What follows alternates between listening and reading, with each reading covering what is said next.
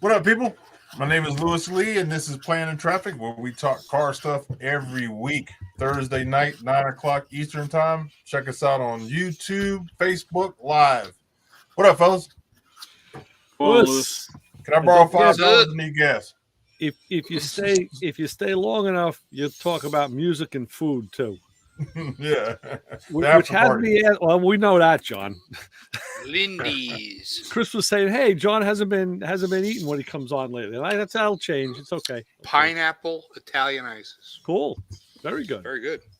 Throw that in a blender with some rum and some pina colada mix. With some Stolies. Sure. Well, no, use an American vodka. Use some Chechen or American, something. yeah. So listen, we're on every end of the earth here on the United States. So I want to know what the gas prices are. Papa Squirrel, what are you looking like out west? Diesel, $6 a gallon. Wow. Gasoline is 5 something, but diesel 6. I just got an email from somebody, and let me open it here because it was a picture of the gas pumps. Yeah. And it was ridiculous from California. Now, how come that is? Oh, I see, because I'm all the way down there. No, I know I got you guys all beat. Probably. What is yours? $4? $4.19. I paid $3.98 last week. I paid $3.99 today. Yeah, I mean this week I haven't gone yet, so I don't know. But then I paid like $4.16 earlier. $3.99, and I paid $4.19, and I was up to $4.90. Well, this person just sent a picture of the board, and it's a Shell. Regular is $589.9, Plus was $609.9, V Power $629.9, and Diesel is $619.9 in California. Remember the days when diesel was lower than everything? Yep. Well, yeah, right. But somebody told me the reason that it's crazy now is because it's low sulfur diesel. Is that the reason? It's less refined. I think it's bullshit. Yeah. Yeah. They don't want it. They don't want what diesel. I hear. Yeah. They don't. The government doesn't want diesel. I don't care what the government wants. I know that. Government that's works the reason for why me. And you figure what's the biggest person that uses it is the trucking that transports the stuff across. Yeah, and why do they got to exactly. make it like that? So why don't the Teamsters and all the truckers go have a little talk with Joe Biden and say, you know what, you don't like diesel? Guess what, mother effer? We're not delivering anything to the White House anymore. Yeah. Because those government contracts are too sweet to turn down. That's why. Yeah, I was gonna say that. They're in bed with them. Right. So anyway, I'm doing a survey. And you guys will all know because you see multiple gas stations where you live. For the last 2 weeks, every single gas station that I've passed in Florida, and I do a lot of driving, everything is the exact same price. What happened to the competition? I would go to a gas station on a corner and it would be one price. And I'd go to the guy 3 blocks away and he'd be 4 cents less. Right. Now they're towing the line. Today, I went past 4 stations in the town I live in. I went to Sarasota. It was the same price in Sarasota. And then I had to go up Pinellas County past St. Pete. Same thing there. Everybody was the exact same price. Every single station, same price. So who's making the rules here? No, they're not making a rule. They're protecting their ass because the problem is they can't pay for the fuel that's coming in because when it goes up 20 cents overnight and the stuff that's in the ground, they can't pay for it. So they've gone and most places has a legal amount that they can jack the price up. I mean, instead of price gouging, and whatever it is, and in other words, there's a ceiling price. There's a ceiling, so they're sitting there on that ceiling because now the only thing that's upsetting, like yesterday, here in Maryland, they passed a law of getting rid of the sales tax, not the sales tax, but the Maryland gas tax. And a lot of people don't understand that was 37 cents that's added to the gas that's supposed to come off. And, of course, every gas station owner that I deal with and talk to, they're like, hey, wait a minute. I just bought gas, and a guy showed me the invoice. The gas alone was $10,000 that he had to pay, but he had over $3,000 in this Maryland tax that's sitting in the ground. Now, when the governor signs that, and they're supposed to retro that, this guy is out 37 cents. True. So now it's just like, I don't know how stupid you want to get about this, but this is just like daylight savings things. They're going to take everything away from you that they could possibly fucking take from you. And we lost an hour that we're never going to get back, because when they changed this law to where we're all just now on one time zone or time thing. Now, I don't know how stupid you want to be about it. To me, it doesn't matter. I don't give a shit about the 1 hour back and forth. But unfortunately, our government is going to be out there and screw every fucking person they can about this. Well, the reason that they want to get rid of it and stay on daylight savings time is because Joe is an evening person. Well, I don't care about Joe or anything else, but I feel bad. That's what she said. No. But everybody busts the balls. Say that on TV today. Well, look, Joe is really everybody more of busts these gas station guys, and these poor bastards can't make it one way or the other, because all it takes is somebody to blow their nose and say we're going to lower the gas, and they're stuck with the shit in the ground. Lewis, I got to tell you something, Lewis. We've hit it. We've hit a benchmark right now. Brian is riled, and it's only 5 minutes into. This doesn't usually happen for like 2 or 3.5 hours down the road. Right. I don't know what's going to happen tonight, man. Hey, I'm tired. I'm tired of every 3 days putting $140 of fuel on my truck. And then I got to listen to some asshole tell me they can't pay me because they got to put fuel, or they had to buy gas or whatever. So I'm running 3 trucks. I'm sorry. But I can't do it. No, don't apologize. I understand. It's absolutely crazy. I'm just tired of it. Yeah. But you know more about this stuff with the bullshit. Okay. You know more about this gas shit. I want to know how come when somebody that's involved in the supply of oil to this country gets a pimple on his ass, the price of gas goes up overnight. Yeah. Could be 8, 10, 15 cents. But then all of a sudden there's a flood in the market, and it takes weeks for that stuff to come back down. Like I said, because they got the money in the ground that they paid for, that they're going to make sure they get their fucking money. Because God forbid anybody loses money except for the little fucker that has to pay for the shit. Exactly. Yep. So it's just, I have a, they tell us supply and demand and and this and that. It's like, okay, fine. So the gas that's here, let's just say it's $4 a gallon. The gas that's here is $4 a gallon. The shit that's over there is going to wind up being $4.30.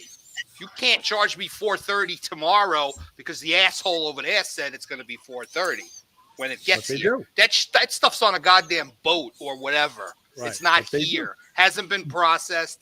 So that's a big problem, that they can just jack up the price whenever they want and take their sweet ass time to bring it back down. Do you know how the prices change on one of those oil tankers from where they pick it up to where they drop it off at the port? I wouldn't doubt it. No.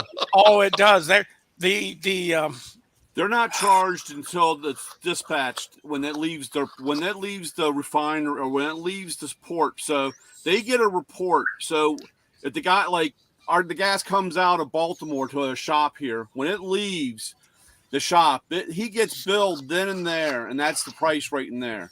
The only time they screw with the guy is when if it's in between that magical moment. I can't remember what time. I think it's 3:00 in the afternoon when everything in the world changes. It's like that banking in the middle of the night, and that's the only time when that guy gets it, because he'll have it one charge, but they'll wait until they drop it later, and then they'll adjust his billing. Hey, those oil tankers, the commodities people, I can't remember what the heck they're called. I call them crooks. Right. But they're the ones that they'll buy a tanker. You mean the assholes from the futures market? Yes, thank you. That's what I was trying to remember. Futures. They're a bunch of, they run around with like chickens with no head. Oh my God, this guy's falling. That's them. Buy pork bellies. So, Louis, you could have picked the topic of like how to make the best chili dog tonight. Right? You didn't. Yeah, that would have been Because good. then Brian would be on a whole nother bent. But Yeah. Mhm. Well, I So don't want to Keith, talk Ultimate about it anymore. Hot Fuck those fudge guys. sundae. so Keith, what are you feeling about the gas situation? Well, luckily in August, I started driving. Instead of 100 miles a day, I'm only doing, 16 miles a day back and forth to work total. There you go. Okay. So, Nice. I mean, it still hurts regardless. But, Yep. yeah, it really sucks. Yeah. We just added another surcharge to our delivery starting Monday. No, this past Monday it was. I'm sorry. Yeah. We added another. All our customers we had special pricing for certain customers, but we ended up jacking it up for $25 per delivery. Yeah. So Terrible. yeah, don't But throw you that. can do it. yeah. I was waiting for him to throw that at the camera. That's what I was waiting for. I was gonna start taking the bus to work, but I'm the first bus pulling out the lot, so Yeah, you're screwed. yeah, I'm You hit. can't take the bus. I can't even catch the bus. Oh man. Well, Time to get the motorcycles. bicycle Hey, listen, going. man, my BMW gets 45 miles to the gallon. Yeah, it's time to break the Harley out here soon. Yeah. Yeah, I had to get mine out too. I think I got some bad gas in it because the last couple weeks of last season, it started running real, like no power. I think it was some gas I put in it. Do you guys have that ethanol mandatorily added to your fuel? Oh, yeah. We do. I think you guys got a higher percentage in California than everybody. Oh, we got a else. hell of a percentage. I can't remember what it was. Basically 20 running on alcohol. It's got to be 15 because with 10, they wanted to go 15 and then 20, and the car manufacturers fought it because the cars really aren't designed to run on it. So I think 15 is the most you'll see anywhere. Besides, of course, E85, and the car is designed to run on it. Yeah. Right. Yeah, Lewis, dump some sea foam in your gas tank before you crank it over. That might help some. Yeah. You got some water in there and stuff like that. On the bike, I would drain it. Just drain the gas out. And then That's what I was gonna do. put it in a glass jar and give it a day and see if it separates. Don't run it through. Don't run it through. Wait, what'd you say? Let it go in the jar and do what? See if it separates out. The gas will float on the water. Mm-hmm. But you got to give it about a day to let it settle, and then you'll know you had water. Yeah. But that's the stuff. Startron Mhm. enzyme. It negates the ravages of ethanol. Tonight's episode brought to you by. Yes, by Startron fuel additive. So I got I got one side of the windows in my bus. Nice. Oh man. Oh, look at that puppy. Oh, now that's 4 days. Oh, what kind of dog is that? That's cool. He's a miniature Bernese mountain dog. wow. Oh, wow. What a cute face. It looks a little like my dog, but Yeah, not really. his Well, name's a little Harley. good name. Yeah, we got You him guys 3 think? weeks ago. All right. Oh yeah, look at nice, you. Lord. That Nice. looks good, bud. Nice. Yeah. Look at you with that little circular ring light. Those windows Yeah. look Yeah, great. It reflected it right back at you. You got them in. They're already installed now, Lewis. The Yeah. windows, you got them in. On one How side. hard were they to put in? Well, Did they give you like a template that you can put to cut? Yeah. yeah, I wish. We used to do that when I worked at ATV for the I know. sunroof. Yeah. You would lay this template on the roof of the car, and you would measure back and forth, left to right, and then mark it, and then Well, cut these that are- roof out. These are recycled windows. Okay. So it's got to do some measuring. That's all right. Measuring. Yeah, duct tape. because the ones I put in the side of my motor on my box truck, one of them would have been $400 if I hadn't have salvaged it out of a Winnebago. That's crazy. So Wow. those things aren't cheap. No. Nope. So what is like these guys with these giant tour buses, like a Monaco and these other ones?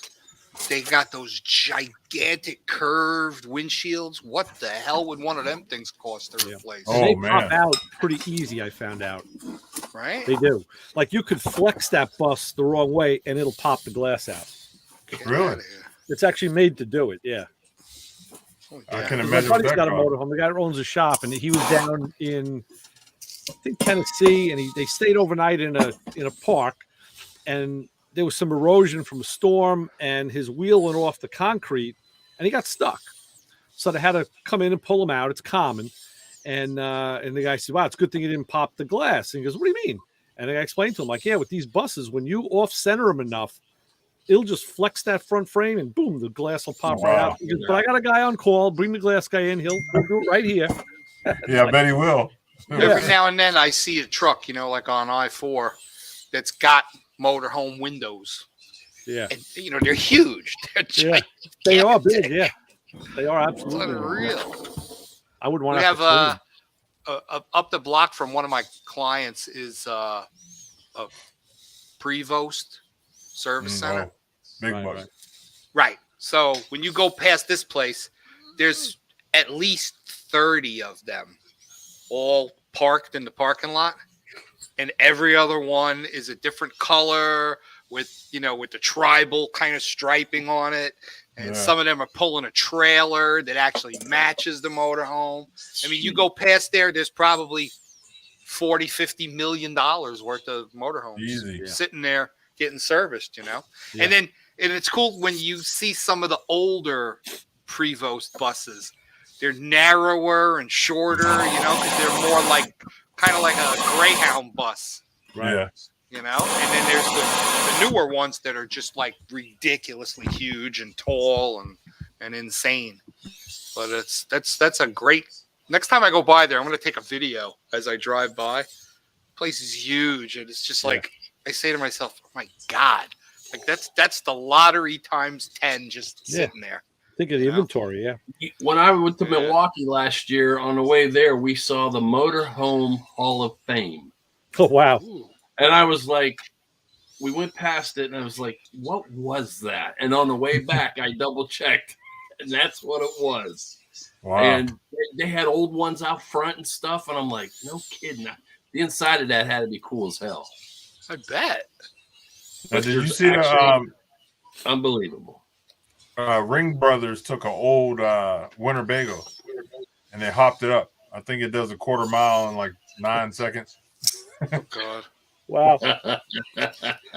Do you know how flimsy those things are? Oh, they are. Yeah. Because I tore one apart, and the only bracing in it was the window frame, and the rest of it was all wood.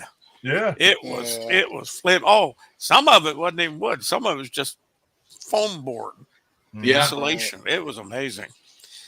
Yeah, it's amazing. Yeah, that they get are. away with doing They're that. inexpensively affordable. I had a customer who wanted he was towing first with a Suburban, then he went to a dually, then he was like, hey, I'm going to get a motorhome. And he bought a Winnebago. I think it was about like 36 footer. Brand spanking new, right off the lot. The thing was awesome. By the time the second racing season rolled around, that thing was a rattle box. Stuff was shaking. I was like, "Oh my God!" How did they put this thing together?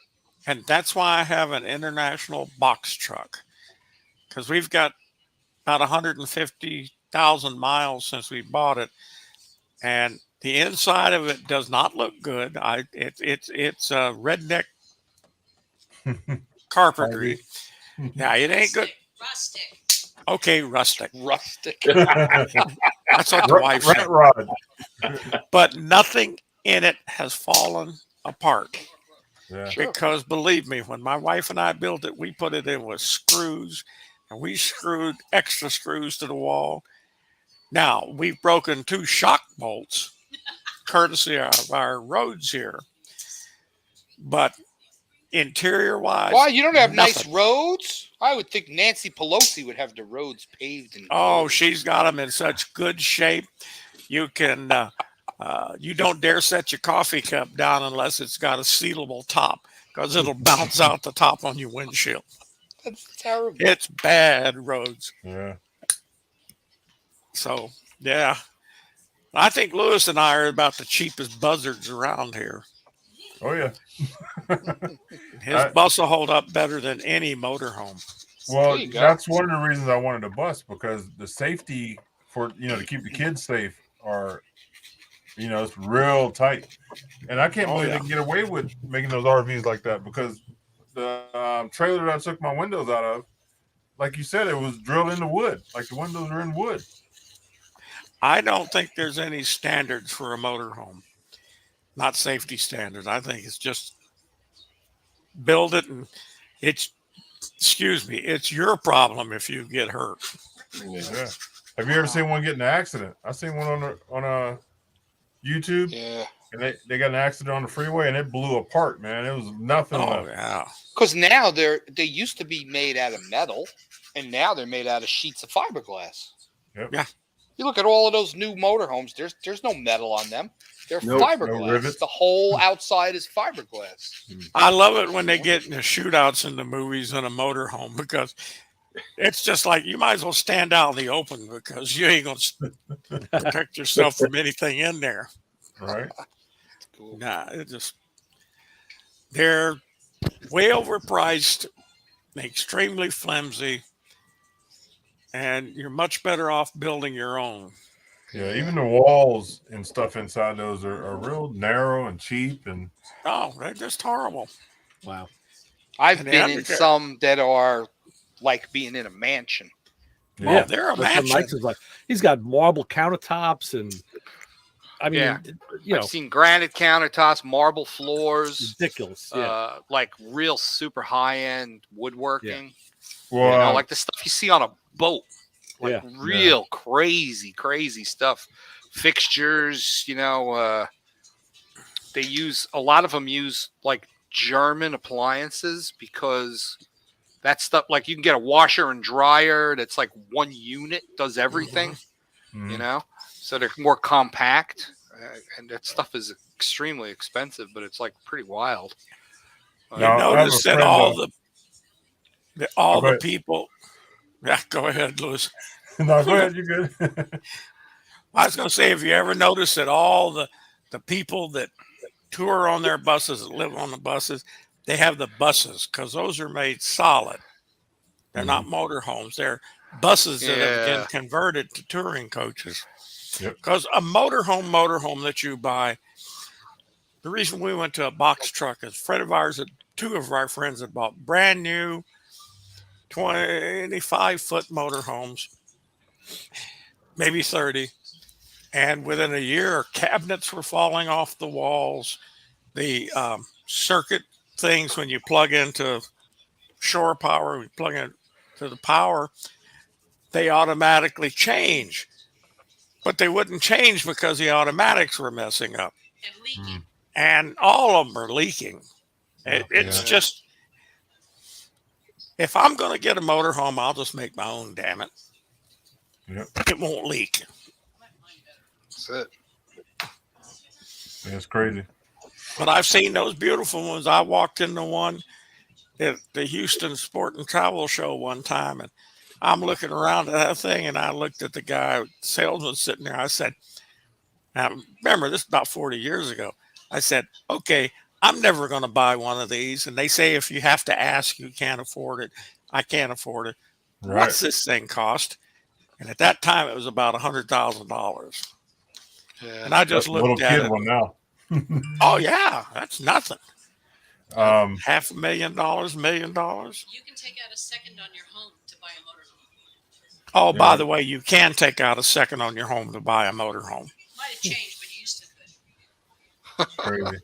Now I got a friend, RJ, that his family builds the or not RVs, but they're trailers, semi-trailers. They build them for the celebrities, and the roof lifts up, the sides pop out. When I go to SEMA, I hang out with him at his trailer. He's outside by the Ford Racing, and I think last time I was there, it was Will Smith's, and it's got the Sub-Zero refrigerators in them, marble floors, just upstairs, downstairs. It's just killer. Yeah. That sounds like Ken Dig's trailer. Yeah. His trailer was built by Ralph. Damn if I can remember. Yeah, his name. Ralph out in California there. Yeah.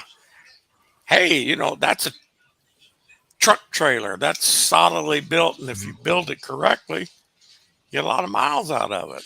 Yeah, we were in King Diggs when he was here in Ohio, and we were up on the deck. He had a deck on the roof. Pretty nice. So his is built out of what? Like at a 53-foot box? Is that what he's got? Yeah. He's got the stuff that a lot of the guys at the drag strip have.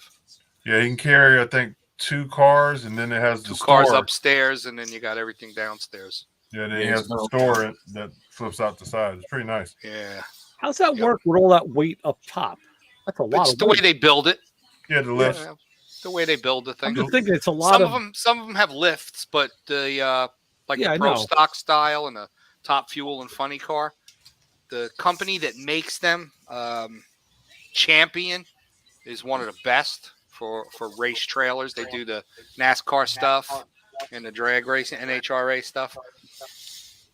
The way they support the box up top and with the runners that they use, and then it's an aluminum floor, and they use an elevator door in the back, and you could put 2 race cars. But you gotta think about it. Most race cars, like if you're running Pro Stock, your car weighs less than 2,300 pounds without you in it. Well, but still, you have 2 of those, you could have 4,000 pounds. There's 2 tons Yeah. above the empty box. Right. I mean, there's weight in the bottom, but literally there's build it up to top. support that. Yeah. No, I'm not saying about support. I'm thinking about just handling and all. I mean, I know it works. So yeah. I'm not trying to reinvent the wheel here. I'm just throwing it out. I don't know. Well, if you ever went into like a full-on race rig, there's more weight downstairs than upstairs because they carry so much in terms of spare parts, and like there's a photo that's going around on Facebook now showing Cruz Pedregon inside his trailer, ready for race day at Gainesville last week, and he's got like 10 complete clutch units sitting out on the bench, and each one of those clutches has 5 discs. And then steel floaters, and then you got the flywheel, and then you got the hat. There's weight there, and that's just the clutch guy. There's heads, there's blocks, there's rods and pistons. They carry like 100 pistons at all times because pistons is something you throw away. It's insane how much weight is down the bottom of the trailer in terms of tools and just pieces. There's a lot going on there. Yeah. So, and the cars are the cars are relatively light. But yeah, I would think if you were in if you didn't have anything downstairs and you had 2 cars upstairs, that thing's really top heavy. Oh, it'd blow over into Montana. Yeah. No, I'm sorry, Wyoming wind. Yeah. So speaking of a lot going on, Keith, what's with this latest picture that you're doing? Which one? The scary looking one. The one looks like it's from Halloween. What is that? Yeah, that's Eddie from Iron Maiden. Oh, okay. That's their mascot. Yeah, I just was messing around and somebody suggested that because I got a print from the actual artist that did that, and I posted a picture of that, and everyone's like, "Oh, you got to do that next." And I just signed it right before logging on, so I just finished him. He's done. What else? I'm doing another Eddie next. It's going to be Eddie Van Halen. Oh, cool. Very good. Yeah, so I want to do him next. Nice. I saw a guy in St. Pete yesterday that had a C30 Chevy van that was painted like Frankenstein. Yeah, I seen a picture of that. That was badass. I was like, "Whoa, are you kidding me here?" It was unreal. Pulling up on that, I was like starting to get skitsy because it was like just so busy. Yeah, I seen a picture of that. That was pretty cool. It's pretty wild. And his plate said something Van Halen too, Van Fam or something like that. I didn't even notice the plate. Yeah, I don't know who posted the picture of it. I just saw it yesterday. That's funny you said that. Yeah, the van was screaming at me. I was like, "Whoa!" Well, all I know is I respect anybody who can draw. I'm not talking abstract artists, because I look at those people and go, hell, I can throw paint on a wall. I'm talking about people like you that draw stuff that I can recognize. And oh my God. Well, thank you. Thank you. I remember seeing, well, a couple of years ago, I saw one of the vehicles you were working on at SEMA. And of course, I'm the one standing there with my hands behind my back. I'm not going to touch that because no way in hell. God, it was beautiful. Well, that's one talent I do not have. Yeah. I can draw a straight line with a ruler if somebody else draws it. Me too. Yeah. Every now and then I have to lay out like a graphic of an aquarium to something I might want done, like an overflow box, an internal overflow box in a certain position. So I have to draw this thing out top view. I got to get graph paper and a ruler. Yeah. Because if I go and I make like the line that would be the front glass and then the line that would be the back glass, the two of them are going to be like this. So what does a stick horrible figure with fish that. look like? I never seen one. I don't do stick figure fish. Okay, all right. So it would just be if I had to put a fish in it, would be look like that Jesus fish that you see down south here. But if I'm doing a tank design, I'm just doing a tank. Right. So just a line drawing of a tank and saying, "Idiot, put the overflow box here." One of those deals. But yeah, I'm terrible with that. I'm trying to find a picture of RJ's trailers, man. Look at you with that broadcast-looking microphone hanging there. Yeah, that's cool. Hey, I'm legit, baby. Check that out. Look at that. What kind of mic is that? That looks like a Neumann. Kind of use them. Yeah. It's I don't know. I can't see it. It looks like a my Neumann, ring right? light is too bright. Is that a Shure, Lewis? Or maybe a Shure mic? No, it's Yeah. All right, I can't see it. My light's too bright. Yeah, that ring light. Oh, I got some LED lights, man, for doing my Facebook lives, and they're like 8.5 by 11. It's a flat panel. I got one behind me, and that's what the news crews use on the street. They'll use those like an 8.5 by 11 panel.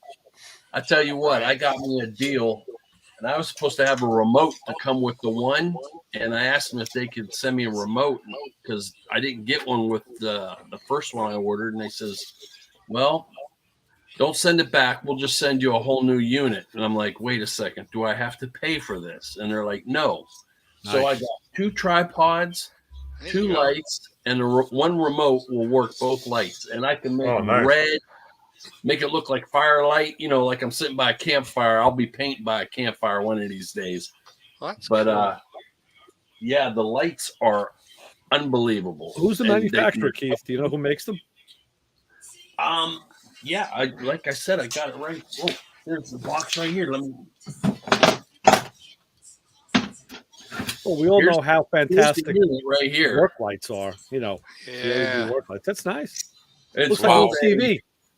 It's called a Wii light, Sprite 20, and you can put batteries in the back here, and then it's got an LED screen for your settings, and on-off switch, plus the remote, and I got a wireless mic now.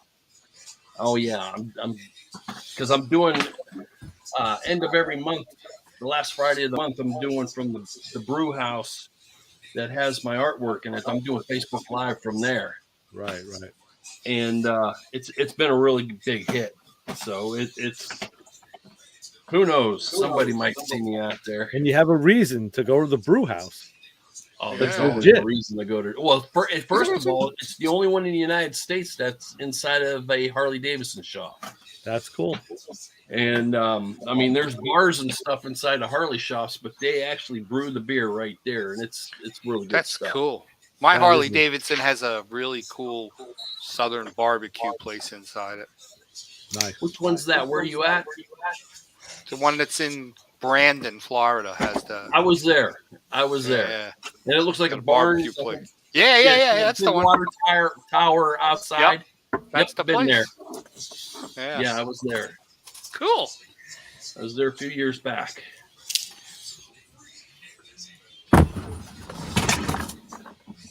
Gotta keep checking on my dog. Brian, we're going to talk about any of your vices tonight, or we're going to leave that alone. Huh? Oh no, I just any of your bad vices. I know you're throwing them around like paper. No, I had to rebuild a couple flashlights. I had to change the brains out, the LEDs. Were bad, so I got See, I'm horrible. one. I got one more to do. I guess at intermission we have to run out into the tool truck and get another. I thought I brought them all in, but at the break. At the break. Yeah, so I'm getting low on water. So I gotta get my dog. Well, you know what? It's St. Patrick's Day. Maybe I'll have some Red's Apple Ale. That's good stuff. Love it. I'm an Angry Orchard kind of guy. And that's also very good stuff. Yes. Yeah, I like that too. I keep both of those in my bottle cooler in the bar. Yeah. They're very good. Yep. Yeah, excellent. I buy a 6-pack. It lasts me for 6 months. I'll tell you what got me. I just saw the commercial on like TV one year for Angry Orchard, and I told my wife, I said, "Hey, look, get that. She's like, "What? Get that stuff for me. I want it." Like, it's good. My wife got it for me. I hadn't even heard about it when it came out. Yeah. And she was in the supermarket, and she goes, "You might like this." She goes, "It's like the other one you drink."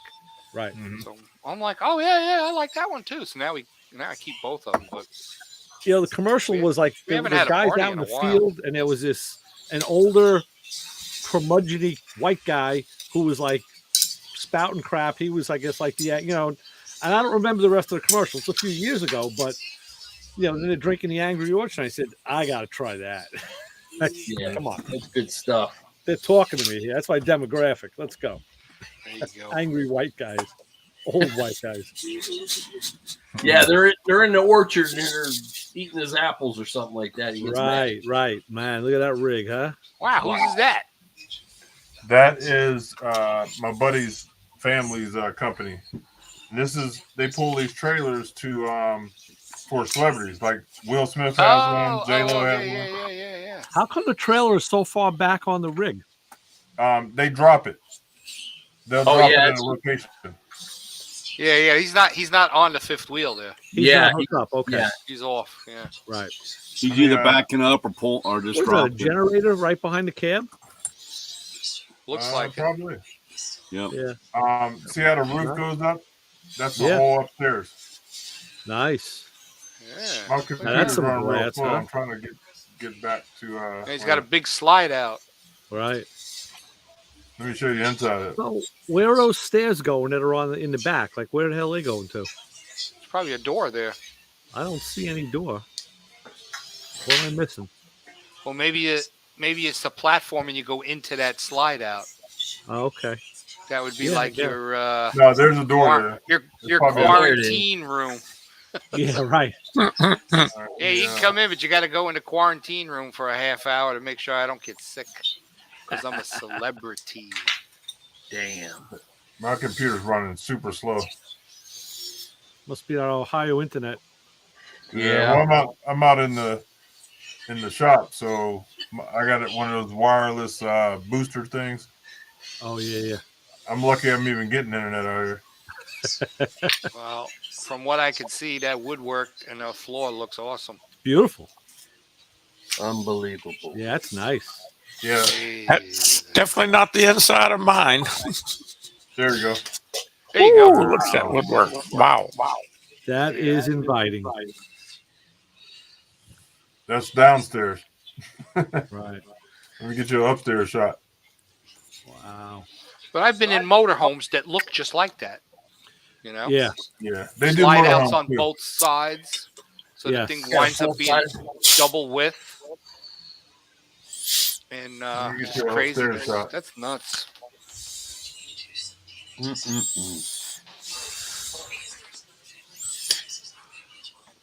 Here's the stairs going up. Spiral staircase. Yeah, there's no joke, man. No, not at all. Unreal. You know, if some people have more money than they know what to do with, they can give it to me and I'll take that. Yeah, That's the sweet. step going up to upstairs. That's probably a sauna right there. No, A hot I think it's tub, a yeah. bathroom. I think it's a bathroom. I think I was in this one. Wow. Yeah, every SEMA they'll bring one, and they do meetings and have all kind of stuff going on there. Matter of fact, I did an interview upstairs with Josh Barnett, UFC fighter. Where do you hide these things? Because I go to SEMA and I don't see any of them. Or is that an invitation only? Well, they're friends, you know what I mean? I just end up there. In other words, they're not showing them off. Yeah. No, you don't want to. Don't want to show them off because then you got to sign autographs. Man, I can't believe how slow my stuff's going here. Trying to get you an upstairs shot. Because it's glass all the way around, so you can see out. It's pretty nice. Yeah.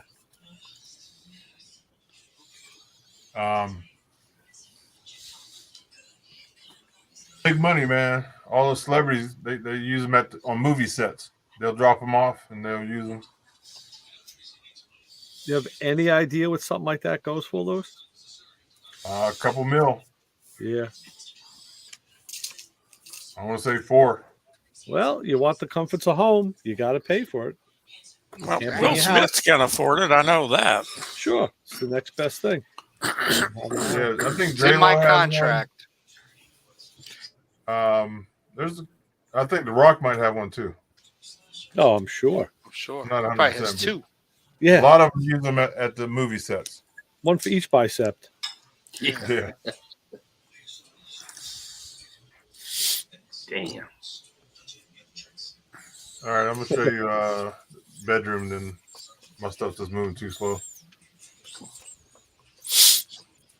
When I grow up, I'll get a faster internet. Please. I think I'm gonna do a Starlink. I've been researching it because I'm gonna use it in the bus. From what's his name from Tesla? Oh, Elon. Yeah, he has the new Starlink. That's why what he's I heard setting of up it. those, Yeah, that's how they're mapping the country. Yeah. Oh yeah. He's There you got go, to. Lucy.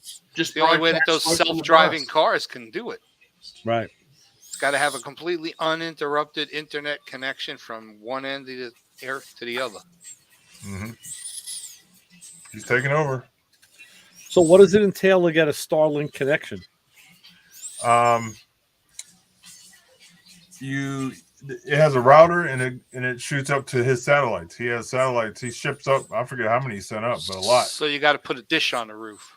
Yeah, you put a small dish on the roof and it has a router, just like Is any it other. susceptible to weather like dish TV? Well, so you basically subscribe through him. Yeah, it's So how you- $99 a month, and it's $500 for the initial equipment. When are you going to figure out how to steal it? I'm working on it. I know. That's what I want to know. How can we hack it? I'm gonna tap into somebody else's. Just Knowing follow people with Teslas. You know, maybe you could Yeah. like just suck it out of their memory bank. Knowing Elon Musk, he's got some sort of like infallible encryption. Yeah, That dude don't play. yeah. But I've been looking at it. A lot of the buses they're getting them. So Yeah. I think that's gonna be the route because you could be rural. He made it for rural areas, you know. So when I'm in the bus, I'm be stuck in the desert somewhere. Right. That's cool. Stuck or hiding? Hiding. Both. That sounds better. Yeah, hiding in the desert. I'm gonna follow Papa Squirrel and Debbie around because they go to some fun events. So I'm gonna go where you guys are at. No, we just go to events and work our ass off. But besides that, Well, see, I'll come by and just bring the lemonade, and say hi and do some shopping. We'll work for gas. Yeah. yeah. Bring the iced tea too, so you can have Arnold Palmer's. Yeah, there you go. Anybody in the chat room want to spit something on the screen? Let me know. I haven't checked that out.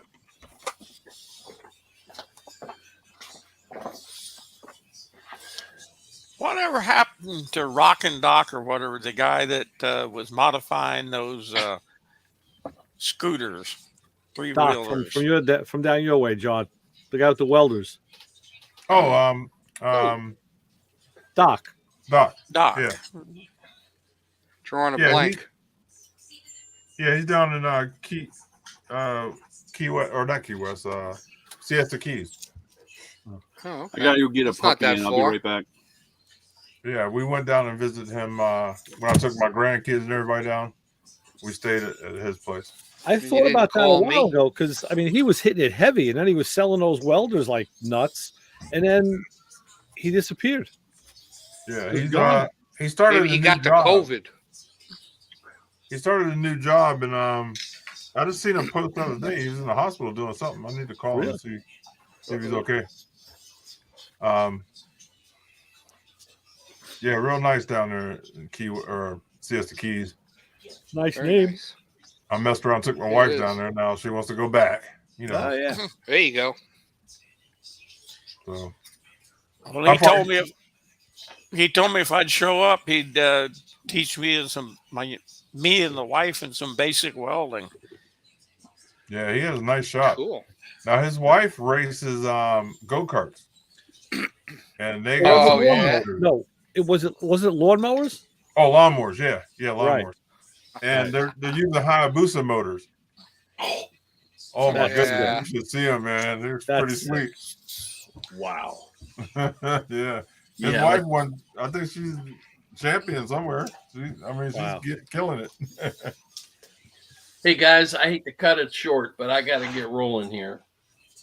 Hi, Keith. It was good seeing you. Good All right, night. Steve, you don't want to hang out with us?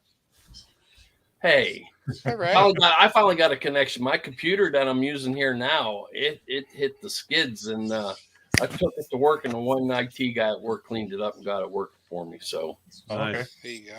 I'll be All right, able don't to be a do stranger. that. No, I won't. You guys have a good night. Hey, let me know when the bike shows start popping up. I might pop into one or two. Okay, yeah, for sure. I'm supposed to do a show in Niles in June. I think it's June 5th. They want me to set up my little display. And I was on the front cover of Ride On magazine. That just came out last week, so that was pretty cool. Nice.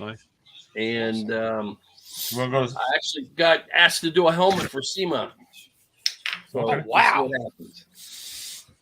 I was gonna talk to you. I might have you do the bus. Ooh. I want to I want to do the hood on the bus. Some pretty. I don't know. We'll talk. Yeah, we'll figure something out. Yeah, me and the wife have been going back and forth with colors. We were going to go with the purple, but now we might think a dark yellow with pearl. I don't know. We're kicking around some different colors. Purple's like a a nice lowrider. accent. Purple's a nice accent for dark yellow. Yeah, that'll look really Yes. I mean, my bike As a was the matter of opposite. fact, I had done my bike in what I called Needix Grape Soda Purple. It was a House of Colors purple. I did the Yeah. flames in Aztec Gold, or they call it Pagan Gold, Yeah. and then just pinstriped them in black. And I tell you, that gold on that purple, man, that popped. That's sweet. Yeah, it was nice. Yeah. Yeah. So, all right, we'll talk, Keith. All right, guys. That's cool. You take care, man. Good All right, seeing you Keith. guys again. See ya. All All right. right, be cool. We had a Nova that was painted in lemon yellow with gold pearl in it, and then it had purple stripes and like bright blue pinstripe where the stripe met the body. Yeah, I've even seen guys do like a that lime. stood out. I've even seen guys do like a lime green stripe. which you would think would be disgusting, but it really offsets it nice. Yeah. Very nice. And the guy used to wax the car in between rounds, and it Yeah. shows with lemon pledge. So the car smelled like a lemon. It was amazing. Nice. Yeah, the dust doesn't stick to it. A lot of I had a couple buddies that had show cars, and they'd be wiping it down the whole time. It's kind of like almost like wiping it down with WD-40 all the time. Right. Gave it a shine. One of my buddies had a 61 Corvette Pro Street car, and he was like super, super anal about everything.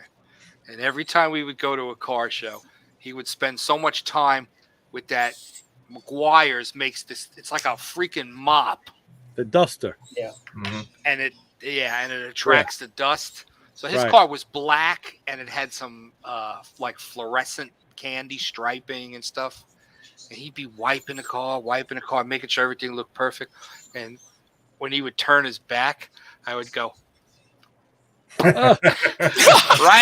right on the nose, right, on the 61s where it says Corvette on the nose. Yeah. I would put a greasy giant thumbprint right there, and then I would turn and walk away. And then like 5 minutes later, yo, son of a bitch, he'd be flipping out, and he would get out his special soft little thing to rub it, Oh my God, I gave that guy so much agita, it was ridiculous. You're brutal. God. Totally brutal. Tommy Vincegara, good friend. Nice Irish fellow. Yeah. It's crazy. Oh, so who's wearing green? Nobody's wearing green tonight? Okay. No, man. I got green in my pocket. Yeah. I don't wear green. I wear orange. I'm an orange man, not a green man. Orange man? What are you, Donald Trump? No, I'm Protestant, not Catholic. Oh, okay. So what's the My green and family the orange got to do? That's the difference between the Irish. If you're orange or green, that's the good and the bad. This is an education, because I didn't know anything about this. I didn't know that either. No, I had no idea. Everybody, that's so when you're Protestant, you're not Catholic, you're orange, you're not green. I can't say I've seen a lot of people wearing orange though.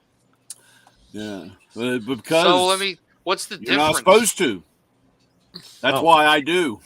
If you're Protestant, or you're a little bit more religious, because I know Catholics, they sin like sons of bitches and then go to church on Sunday. No, right? No, but like I said, my family line is Protestant. Actually, back in the day, that's the only reason why I'm an orange man. That's instead of a green. All right.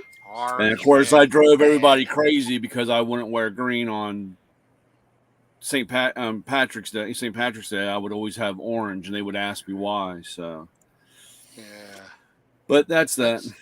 That's good to know. Now, see, you learn something every day. I had no clue. Yeah, I didn't know. Not a clue. Me either. Not me. No. It's just like this is the week for that. Like last Sunday's show, I learned a couple things I had no idea about. It was just like chock full of information that like nobody knew, and now it's just rolling on again. I'm still learning stuff I didn't know. So I guess every week. I guess you can teach an old dog new tricks. Yep. Yep. Well, I got back into welding inside the bus, and I finally got a bead today. Oh, good. Awesome. Before that, I had a bunch of lumps. Yeah. A bunch of lumps means not enough heat or too much wire speed. You can hear it. You can know call anytime and say, "Hey, Chubby, help me out here." Here's what I had to figure out.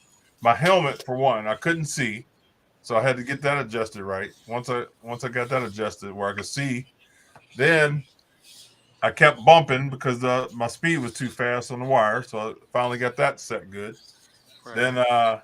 Then I was going too fast, and then I was going too slow. Then I kind of eased in and got it right. That's it. After got to control the puddle. If your welder has that chart on it and you set it up per the chart, the only variable you have now is your hand speed. Yeah, and it you don't have a can. chart on it. It's one of those cheap Okay. 130 amps, and it has All right. switches. Don't have any digital readout or anything. Yeah, I don't have digital readout either. I got dials, but then you go by, I you just can have hear it. knobs. Once you strike that arc, you can hear it sizzling, and if it's Yeah. sizzling, you know that's what it's like bacon. That's what you want to hear. If it's doing anything, if it's going pa, pa, pa, pa, pa, sputtering, now you know you got to adjust something. It's either Right. too hot, too cold, you know, too close, So too far. it has 4 switches. It has medium. Well, it has mild, max. Then it has 1, 2. You know what I bought years ago that really helped out? I got it from Tip Tools, TP Tools. I think They're here in where at. Youngstown. That's Yeah. our local. Yeah. And I got to look to see if they have another one because it's the tip that you put on the MIG gun, and what it has is like 2 little standoffs, like 2 Oh, it's feet. a spot weld tip. Well, but what you could do is it keeps your tip a 1/4 inch off of the work at all times, Right. so you can run a bead with it, use it as a guide. Yeah, you can drag it. It's might go really get one handy to tomorrow. have. But Really. I'll be dead honest with you. You can use that tip. It's made for spot welding, but you can use that tip to drag. Right. But a drag weld doesn't give you the same penetration as a push weld. Right. The correct way to MIG weld is to start here and push forward. Right. So you're pushing the wire and the molten puddle into the base metal. Right. If you drag it, it's a colder weld. Mm-hmm. It's not physically the same. You can Yeah. kind of get the same results, but Right. it's technique. Right. Right. It's almost impossible. You got to be right on the money to push a weld uphill. Yeah. So I'm one of those guys that I will drag a weld down. Yeah. But I control my speed, and I actually go slower. I will turn stuff down. Mm-hmm. So I can sit in that spot longer, so I'm getting that penetration. Right. But Yeah, yeah, like I said, you're all right. technique. That spot weld tip is a great way to kind of learn. It can really help you out a lot. Yeah. Yeah, I might go get one tomorrow. Good little tool. Yeah, any welding shop will have them. Most of the guns use the same kind of stuff. Yeah, it's the same, man. Like mine's a Tweco gun, and that's very, very popular. And I need to get a all pieces longer. fit. What do you call? Not the Ground cord, clamp? No, the actual gun wire. It's like short. Really? Liner. Yeah, it's short, man. It's like Well, you got to find out because there's differences from company to company to company in the way that it plugs into the unit with the wheels. Yeah. The whole setup. You need to contact the company that made the welder and see if they make various lengths. I'm just thinking, I got to wrap mine around a welder 3 times. It's got to be about 10 feet, 12 feet Yeah, long. mine's a 10-footer. Yeah, for the cable for the welder. Yeah, the actual liner gun. cable. Yeah. They have. You can get them. What is it? 10. What is it? 8, 10, and 16, I think, or 8, 10, and 20. If you go to Miller, you can get a 20-footer. Wow. Yeah. I think the largest I've ever ordered was a 20. The neat one now is the one with the flex head on it. With the gun actually has a flex head. You can actually lay I don't have one here, but that helps because a lot of times you get into some weird positions. Well, the guys, I sell them at my muffler shops because when they're welding in the mufflers or pipes, Right. you don't have to drop it down. Yeah. Down on the car and heads flexed. But I think it was 8, 10, 8, 12, and 20, I think, is what those things. Yeah. Got some spam going on here. It was Lewis. It was a couple of weeks ago. After you left, we were getting barraged. I kept blocking. Oh yeah, on the remember that week? Yep. They come on here. Won't they share it so we can get some likes? Yeah, right. Or get some subscribers. Right. it's so weird. It's like, hey, how did they even find you? Right. Yeah. Well, I'm Open live. source. So. Yeah. Is it going off? Because I'm clicking it, but nothing's happening. I don't know. I'm seeing a bunch Try of them from refreshing some the page. jackass naked HD. Did it go off? I just blocked one that said an error occurred. Try refreshing the page. Yeah. Oh, yeah. Speaking of that, Lewis, like I sent you that text last week. When I tried shutting down the show last week, I said end, and it was like timing out. It didn't want to end.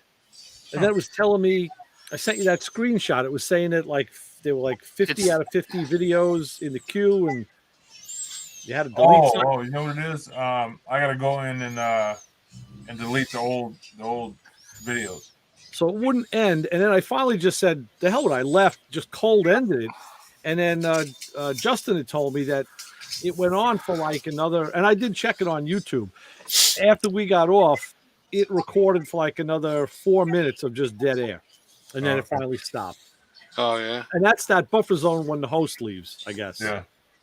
So, yeah. That one you blocked coming up saying it's blocked. Okay. Oh, is it?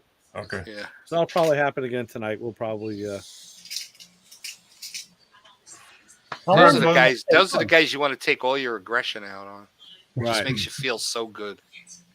Right. Yeah. But you can never find them because they're in India or wherever. Just that sort of, that's it. You can't grab them by the throat and shake their head. They're hiding out in Odessa. mom's basement in Cucamonga. Yeah. You know. Well, fellas, I'm gonna jump off. Those windows put a beating on me. All right, Lewis. All right. Thank you. See you then. Okay, Lewis, take care. Working on a See couple you next guests. week. Yeah, working on a couple guests. Hopefully, we can get one next week. All right. Cool. Coolio. All right, fellas, have a good week. Stay You safe. too. All Talk to righty. you. Oh, yes. So Now what are we you can doing, do Jim? Doing all right. Not much crazy going on, at least not yet. Daylight savings time is kicking my butt. How so, John? No. What's the matter? Because now on days when I got to get up early, like 6 o'clock, Yeah, it's I'm dark. getting up at 5 o'clock. Yeah. You know, My You know body what? doesn't like getting up anyway, so it takes I me a just wanted to- serious week to get used to it. I just want it to stay one way, and They that should just leave it like this. It's Just so leave it. stupid. I'm really liking it. You know, of course, being light later, then we get eventually Yeah. be 9 o'clock. That's the best. Yeah, but you know what's going to happen come winter time, Mm. like 3:30 in the afternoon. The sun's going to be down. Yeah. So, Well, I mean, that's just the cycle of the Earth cycle. That's going to happen. I know, but like, what's the real time? I Should guess- the real time be the way it is now, or should the real time, in other words, before daylight savings time existed, was it the way it was last week? Well, Eastern just- Standard Time or Pacific Standard Time. That's Right. Whatever typical time. whatever the real stuff should be is just the way they should leave it alone. Yeah, I think so. Just leave Be it. done with it. And I Be could one care way or less the that other. Just leave it. Biden is an evening person.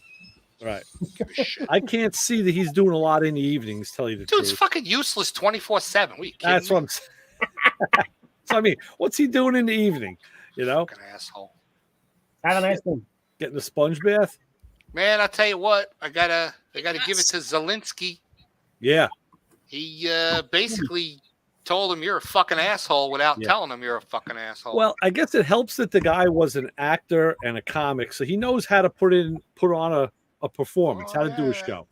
I Oh, give him yeah. that. That's a big part of it. It's like having Ronald Reagan. You know, guy knows how to get in front of an audience and get his point across. It was a nice video that he presented to Congress, and I was watching something with his Minister of Defense today, and I'm thinking, it hit me like, man, how bad does a Minister of Defense feel that his country's getting bombarded and he can't do it? let me tell you something. It aggravates the fuck out of me to watch what's going on and to see this country being completely annihilated willy-nilly because asshole obviously doesn't know how to actually have a war.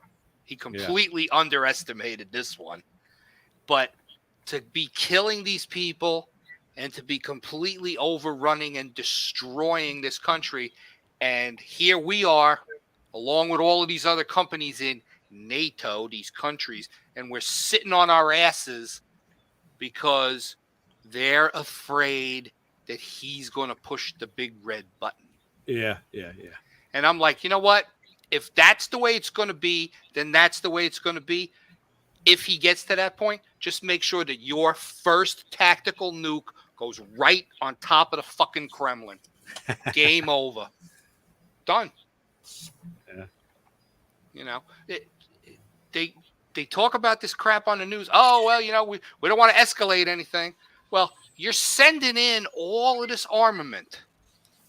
He could at any point in time say, well, you know, that stuff wasn't in the Ukraine until you decided to send it. So you escalated this. So now I'm going to get crazy. Yeah. But he's talking about escalating and escalation. You know, it's like, you know, and then today he goes on and he makes some speech yesterday or this morning or something where he's talking about the dissidents in his country and how they're like a fly that accidentally flew into your mouth and you spit it out. And it's time to cleanse the country. He's back in the 30s, this dude. You think that Biden's a crazy asshole with no brain? Something got in that guy's food. Yeah. He's gone completely off the edge. He thinks he's Stalin again. Yeah, exactly. Absolutely. He's crazy. And even though he controls the internet and the media, you cannot tell me that every single person in Russia can't figure out what's going on.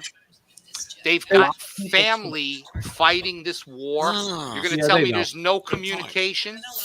You know what I'm saying? They said that apparently the mothers of Russia have like some power block. And they were saying when their sons and relatives start coming back, either, you know, messed up or dead, they're going to rise up, and they said they're actually like a feared group. Well, a lot of them aren't coming back because these guys are killing them off. You know, well, that too, yeah. But a country that big, you can't tell me that the people in this country that have been living here all of these years and have seen what goes on don't know that the guy that's running their country is completely unhinged. Well, yeah. You know? They can't say it, though. What they can do about it. Yeah, but there's got to be somebody that's in a position, you know what I'm saying? Like we have, who's the idiot? The Secret Service, okay? Like we got Secret Service guys. He's got Secret Service guys. You can't tell me that there isn't a couple of those dudes that have had their little talks over a ham sandwich going, you know what? It's time to get rid of this dude and take this guy out. These guys protect him. What's to say that one of these guys that protects him doesn't pull his Ruger out and pop two in the back of his head? That's got to happen. It's because he knows his family is going to be slaughtered. There's, his family's living in Switzerland, and we should slaughter them anyway. I mean, no, the Squirrel's talking about the guy who with the Ruger in his hand. Yeah. And his family's going to get destroyed. Yeah, I mean, you got to understand, Putin. There's got to be somebody that does that has no family, somebody that's a solo. I hope so, but somebody like Putin, he's been in power 20-something years. He knows everybody around him. He made sure the people that are around him are loyal to him, and the ones who aren't loyal, they're dead already. But it's not like here where you can go out on the street and say, "Hey, I don't like Trump. I don't like Biden." You're not going to jail for that. You go out in Moscow and, "Hey, I don't like Putin." They take your ass, beat the shit out of you, and then throw you in jail. And there's video of that too. You can see that. And a lot of the people in Russia have no idea what's going on. People in Russia, they're saying the media is so corrupt there that they don't even know there's a war going on. Right. They just think, it's nothing normal. And they he tells everybody it's a freedom fight. They thought we were just going out on maneuvers. We didn't know. Why are they shooting at us? Right. Well, that's the other thing. You're hearing stories and you're actually seeing video of some of these Russian military guys that are defecting. And I'm like, okay, well, how come you can't get your tank buddies to turn the tanks around and fire on their own tanks, fire on their own people? You know what I'm saying? Why can't you just give up and say, okay, I'm going to go join this team and screw you? There's like all these scenarios. What was it? Was it World War I or World War II when they had radio-free Europe? When was that? World War II. World War II. Okay. So you're going to tell me people in Russia no longer have radios? Why aren't we broadcasting our true propaganda to them? Why aren't these guys that are hackers figuring out how they could actually send messages to people's phones with video? Different system. Right? Different system. Somebody's got to know how to get to these people. Start flooding their phones, their iPhones, and whatever they use with real truth, and flip that country over. There is definitely some dissidence. I mean, there's definitely some people who agree, who think like that. Well, there's that girl that went on TV. She was pretty cool. That was great. She's gone, by the way. Well, I just showed her saying that her lawyer was there with her in court. Oh, I didn't see that. Yeah. She disappeared for like a day, and then she showed up in court with a lawyer. And then she actually made a statement in English that they were playing on the news. That she's like, I've had it. This is insane. What's going on here? It's all a lie. And I'm supposed to broadcast this as a newscaster. I can't do that. So I don't know what he's going to do with her, or if he's going to let her slide, since the whole world knows about it. Yeah. Everybody knows her. Yeah. I don't know. It's weird. It just irks the shit out of me every night to watch the news and to see this place getting destroyed more and more, and really not doing anything about it. You know, it's just, I don't get it. I really don't get it. We're gonna sit there and let him destroy that country for what reason? And then they're gonna try and negotiate with this guy? Yeah, that I don't get. We got the wrong person in the White House. Oh, no doubt of that.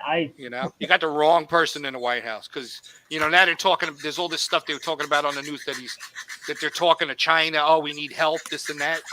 You know for a fact, if that was the case and Trump was in office, he'd be telling Xi Jinping, "Listen, mother effer, you do one thing. I don't care about the economy. I am cutting you the fuck off. You ain't coming across the Pacific. Not one product from your country will ever be sold in this country again." He'll shut down China. We'll suffer. Amazon will go out of business, but we can recoup. So I don't know. It's wrong. Yeah. It's totally wrong. China's way different because of how much we have going on in China. So many American businesses are in China, and that's where they're making all their money, because they can't make money here anymore. They could if they tried. Yeah, well, unfortunately, we have 2 million new unskilled workers now. Yeah, I forgot about that. Yeah. Don't forget about that, because they're still coming. Every single day, you don't hear a word about it though. No, we're more worried about the border. And now Fauci's back on TV. I seen Uncle Fauci on the news tonight because there's a new variant. Popped up again after being off for a couple weeks. Yeah. Hi, I'm back. Yeah, there's a new variant. Get your mask ready. Let me smack him, please. Rand Paul's going after his ass too. So Ray, what'd you think of that drum solo? Well, I sent it to you. I sent it to you and said what I said because it was absolutely the worst video I've ever seen. Yeah, like I said, first I thought I was seeing a chick with a bondage collar, and he had some neck operation, and that's a harness. I mean, 2 minutes of nothing, then 3 minutes of with the classical music was like what, and it wasn't much of a drum solo. I mean, no, he was just a constant on the bass drums. And he was just like banging stuff. And I'm like, this guy's the worst drummer in the world. Even when he went over and did he was doing some snare rolls. I was like, that's the worst snare roll I ever heard in my life. My daughter could do a better snare roll than that. And like, this guy is some kind of like demigod. No. I got no clue, and I'm like, what is this? Yeah, I was at quite a loss. That's the way I had to send it to you. I'm like, this is the best drum solo ever. Yeah. I didn't want to insult you in case there was something I missed. No. I sent it as a joke. And in the comments, somebody said he was 55 years old. I don't know. He I looks didn't bother doing any 14. research on him. I mean, He looks like a girl. I swear to God, I thought he was a girl. I did too. I thought it was a chick with a bondage collar when I then first he took saw his shirt off, and I'm like, oh, that ain't a girl. Right. Very strange. I mean, I found out. I found our buddy Daily Doug. Yeah. He lives in New Jersey. No fooling. Yeah, I was watching one of his videos, and he's like, "Yeah, I live in New Jersey." So what's with the y'all all the time? He's from the Midwest. But what's with the y'all? I don't know. The y'all is southern. South, yeah. Yeah. Wow. It's very weird. Yeah, I haven't seen anything of his in a couple days. He did a video. I forget the name of it because he's doing like Women's Week or Month or something like that. Right. And it was 3 girls, and they're from Canada. They're a Canadian folk group. Right. And they did the song "Calling All Angels." Yeah. Live. The 50s song. And it's a folksy kind of version.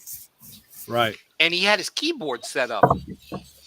Instead of the usual place where he sits, you know how he's got that plaque over here? From YouTube? Well, he's actually got a keyboard sitting there. So he moved the camera, and he was playing the keyboard to that song while they were singing live. Right. It was really cool. But he got into some other stuff, and then he said, yeah, I'm from New Jersey. Wow. And I was like, wow. Because he had mentioned he went to last week or the week before, he went to see Dream Theater. Oh, okay. In Pennsylvania. Wow. And then he mentioned that the next night they were playing in Jersey. Okay. And he was like, I'm actually closer to the show in Jersey than I was to the hour away show in Pennsylvania. Right. So I was thinking he was living in Pennsylvania, but he was like maybe northern PA or something, you know? Yeah. And then he mentioned that he's in New Jersey, and I'm like, that guy does not fit New Jersey, period. No, I don't think so at all. The way he speaks and everything, and I'm like, oh my God, this guy lives in Jersey. Right. Very cool, though. Hey, Brian, you have anything like this? What is that? No, Jim, but I do. Exactly. And I got 3 more hanging in the next room. Oh, God. Yeah, but mine died. That is the best light Harbor Freight ever made. Yeah, but it died. Mine died on me. Well, send it back. Put it on the warranty. Yeah, that's nice.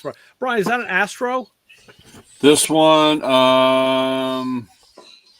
might be an Easy Red. Okay. I know Astro makes some really nice lights like that with the edge light is the best part of the. That's got a nice magnet on it. Yeah, that's nice. And it's you loosen the end and then you can lock it in whichever way, like a tripod head. Nice. Yeah. Now, what that light Jim has is the best light that Harbor Freight has ever made, and I was buying them up whenever it was on sale. I was scooping them up. I think I got 2 of them in service, and I have 4 of them in stock. You're a madman. I got the one. I'm pissed. I mean, it lasted about 3 years. I had to get them while I could. You know, now I just saw their last flyer. They were selling them for like $24. They were like $39. Now it's down to like 24, which I was getting. That's like the coupon price. I thought I saw them for 19, but I think that sale's over. No, I don't. I've never seen it for 19. No, I find just like with shoes, if I find something like that, like a light like that is phenomenal, you go out and buy another one and you put it on the wall because you got it. You know you're going to miss it when it's gone. Well, that's a really good light. I've been using it for just about everything. I agree. And I love that edge light. I've looked into axle splines and rear ends. I've looked down into engine compartments. That little edge light is phenomenal. Best part of the light as far as I'm concerned.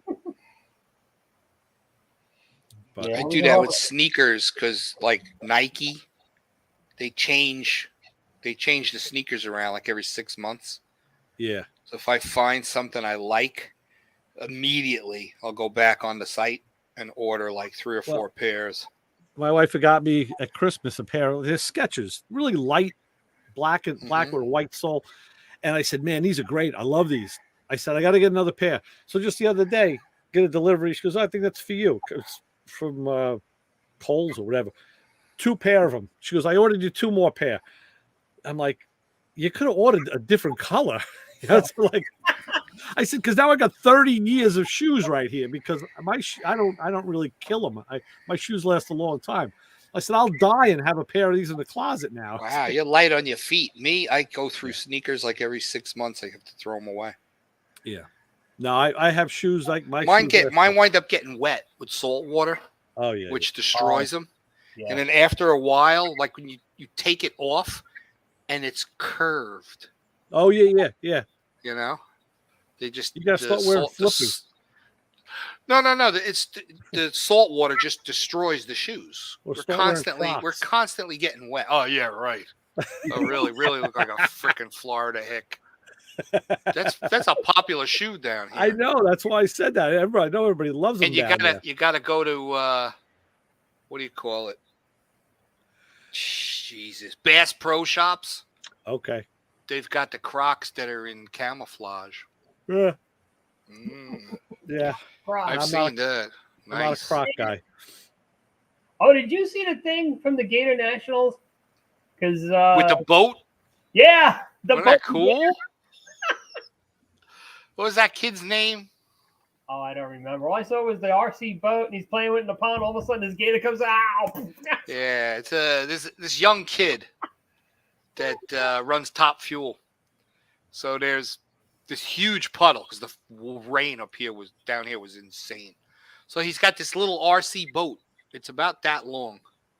Yeah, he went to whatchamacallit? Zipping it around in the puddle, and there's a chain link fence, and that chain link fence, that puddle and pond goes through the chain link fence, and on the other side is like Gatorville, and the boat goes through the opening in the chain link fence, and then all of a sudden you see the eyes and the mouth, and the gator grabs the boat.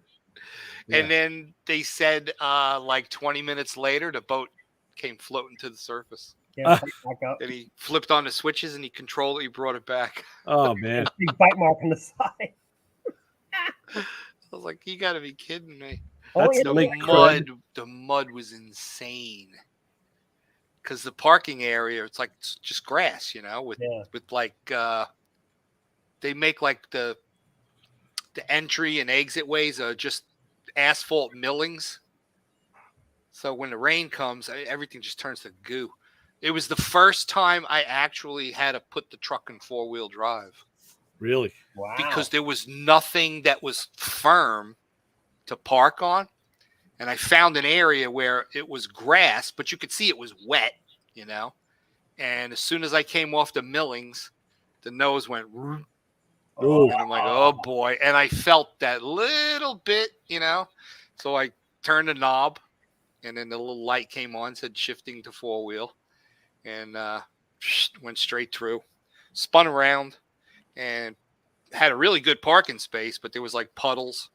So we got out of the truck, we watched the race, the whole deal, and then when it came time to go home, I jumped in the truck and then brought the truck onto the asphalt to pick everybody up. Because everybody's like, oh, it's deep, it's muddy, it's so shitty. But it was cold, it was windy, and I'm like, what the hell am I doing here, Yeah. But it was good. We had a good time. So you can't miss Gainesville. Gainesville's such a great race. Looks like it. Yeah, it was fun. So my buddy John Montecalvo owns a big paving company out east. He sold his Camaro, and he's been a Chevy guy forever. He's teaming up with Roy Hill. He's going to be driving a Mustang Mountain Motor Pro Stock this year. Wow. Yeah, I saw that on Facebook a little earlier. Roy made him an offer he couldn't refuse. Hey, why not? He was ready to retire. The car's been up for sale for months. So Roy stepped in and said, come on, son, need to run with me. So they're gonna run Fords. Pretty He's wild. pretty big with the Long Island East drag strip thing. Yes. He's helping those guys out a lot. He's one of the guys that was pretty crucial in actually getting that to happen. John has wanted to own a drag strip out east for years. No. And with the paving company and the people that he knows in construction, he wanted to build. He wanted to do it at the old Grumman site. Well, that's where they are now. Yeah, but he wanted to actually build something. Yeah. And what they were going to do is, because of the elevation where Grumman's located, he was going to excavate. Yeah. And put the drag strip like 15 feet below grade. Wow. And use those walls as a place to put your bleachers. Yeah. And it acts as a way of absorbing sound at the same time. Yeah, that's the way they've been building tracks. They've been building NASCAR tracks like that too. Yeah. Where they'll actually dig it out and put it so the track is down in a hole, and then the grandstands come up like that, so the sound goes up rather than out. And he had it all planned out, but he couldn't get Riverhead to approve it. Hopefully they're breaking that down because they're racing again this year. Yeah, they are. They're going to be doing that again. So, maybe they can do something permanent if things go good this year. It would be awesome. Yeah, there's definitely a lot of NIMBYs out there, though, but they think they're wearing them down. Yeah, but you know what? How many years was Grumman there? How many years was Grumman testing F-14s? Oh yeah, and everything else. F-14 left for that airport, right? Firing the engine, the lift engine on the LEM. That stuff's louder than a top fuel car. I'm sorry. Nobody complained when Grumman was out there, doing the war effort and doing the NASA stuff. Again, that's for national defense. That's for the war effort. So there's patriotism there. Yeah, okay. I got your patriotism. We invented the sport. Be patriotic. True. Support the sport. It's just strange. But, Long Island, what are you going to do? Yeah. Property values, now with the raised property values across the country, Long Island's got to be insane. It is. Crazy. Housing just took a dip and the interest rate went up 0.25%. So they were saying on the news, like, you just cannot buy a house, in Nassau.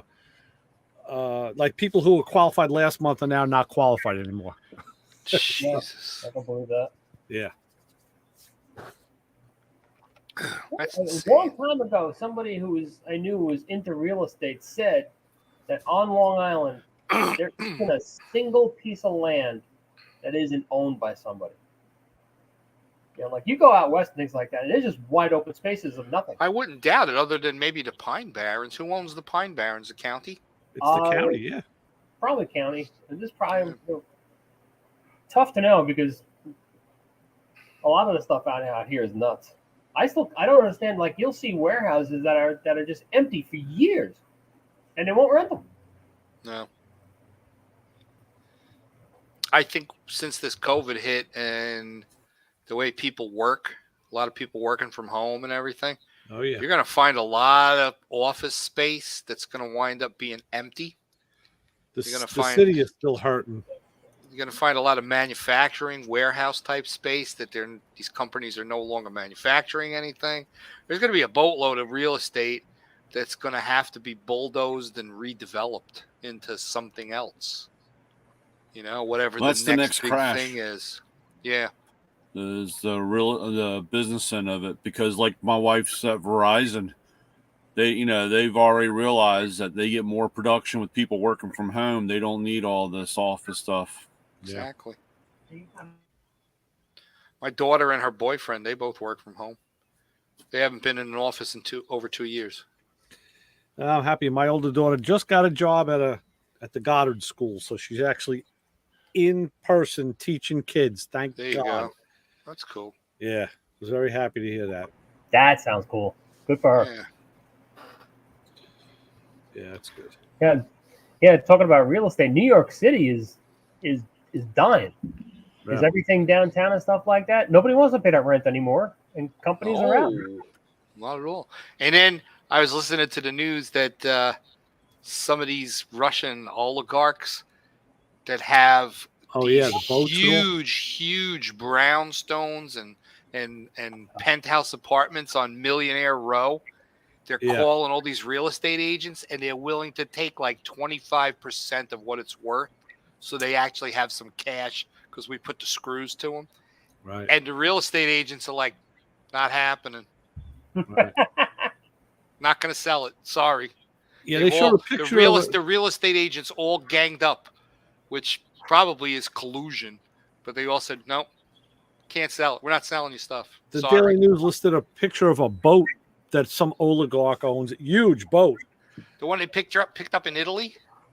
I think, maybe, yeah. Yeah, I think it was like 265 feet. Yeah, huge. Yeah, really huge. They're gonna, repossess that. They're repossessing John, stuff I got about a dozen tubes of aquarium sealant. It's 100% silicone. That's great stuff. This is I was gonna say, is this like I think it is? This will be good for other applications now. Yeah, it's 100% GE silicone. It's awesome. Nice. It's great for gaskets, manifolds, into the end rails. Yeah. Perfect. That's what I thought. Good. I got like 12 tubes of it. Yeah, I'm not going to throw them out. I'll save them. What are you doing with 12 tubes out there?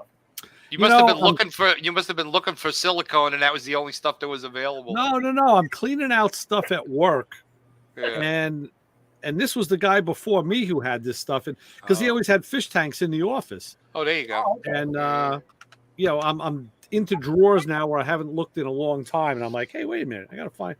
It's Perfecto. It's real good. Yeah, Perfecto. That's Marine Land. That's the brand. Yeah, Perfecto Manufacturing. Yep. Yeah, that's good stuff. It's pure 100% silicone. Good to know. Yeah, it tacks up nice and it cures pretty fast. Good. Excellent. I got a big fish tank being delivered tomorrow. Yeah. Coming from Texas. All right, guys, it's time for me to bail. All right. I stayed up way past my bedtime anyway. So. Yeah. See you guys next week. We'll see ya. All right, Jim, take care. Bye. I got to bail too, because if I don't feed my wife and myself, I'm going to be murdered. You getting room service or what? what? You better get Oh, cooking, God, man. no. We're going to go down to the restaurant. Oh, good. Oh, have a grilled cheese on me.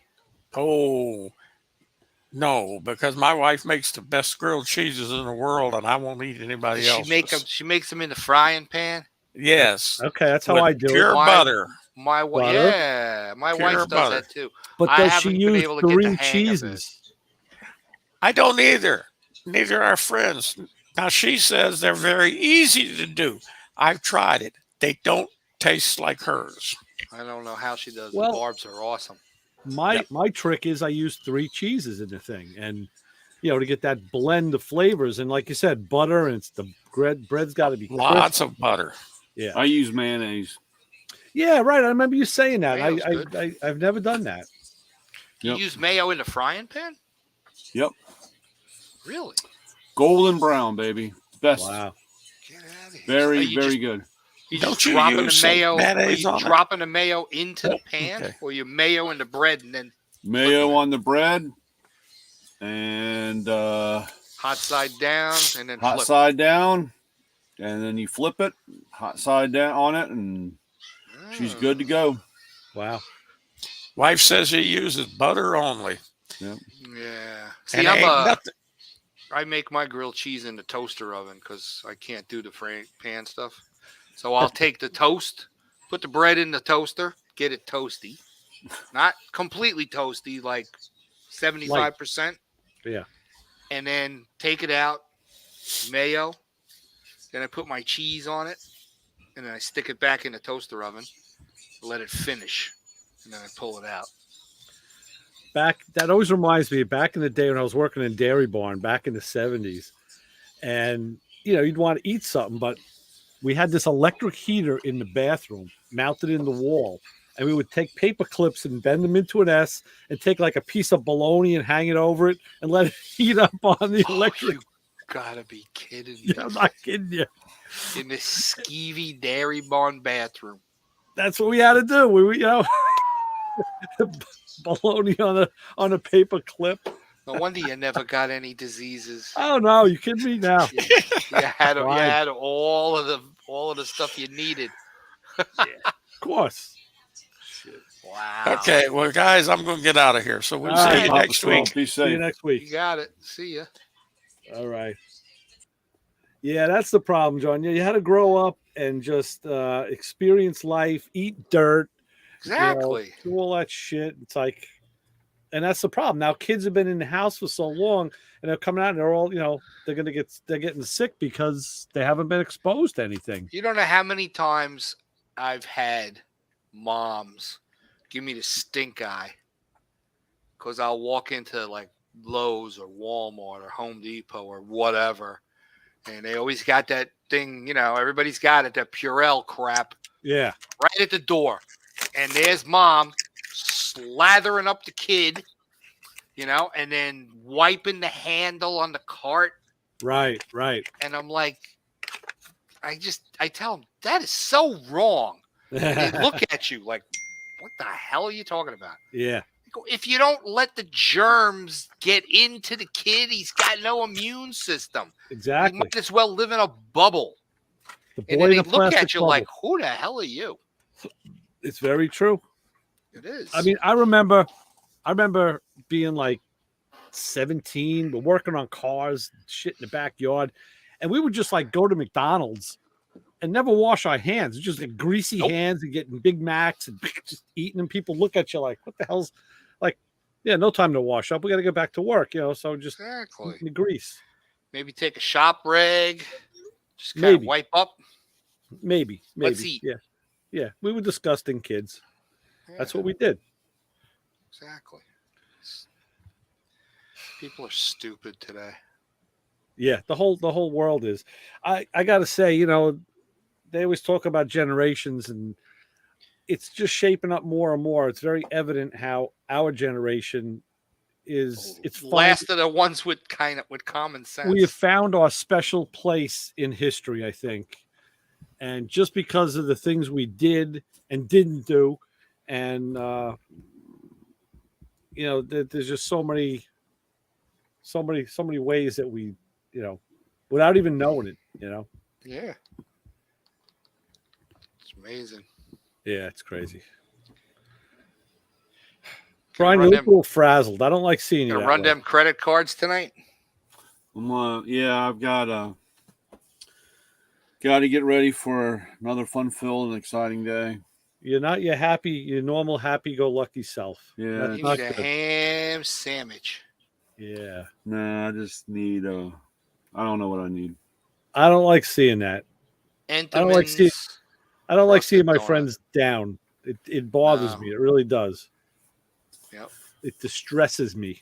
Dude, I get it 100% what you're going through because I'm running 3 trucks. It's costing me close to $400 a week to keep them running. Have guys backed off on paying when you see them, Brian, or are they still? Oh yeah. I got to hear everybody's problem. Like I don't have any. Yeah.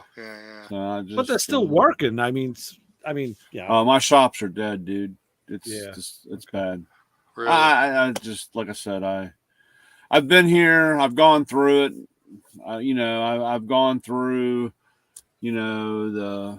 the internet thing. I went through the housing crunch. I went through I've gone through it all, dude. And it's just very, very frustrating, aggravating, and it's bad enough. You got this stupid supply chain thing and can't get shit. And then I'll wake up tomorrow morning and there'll be, $20,000 added to my tool bill because shit's coming next week, and I just, after 2 years, it's just gotten, it's very difficult.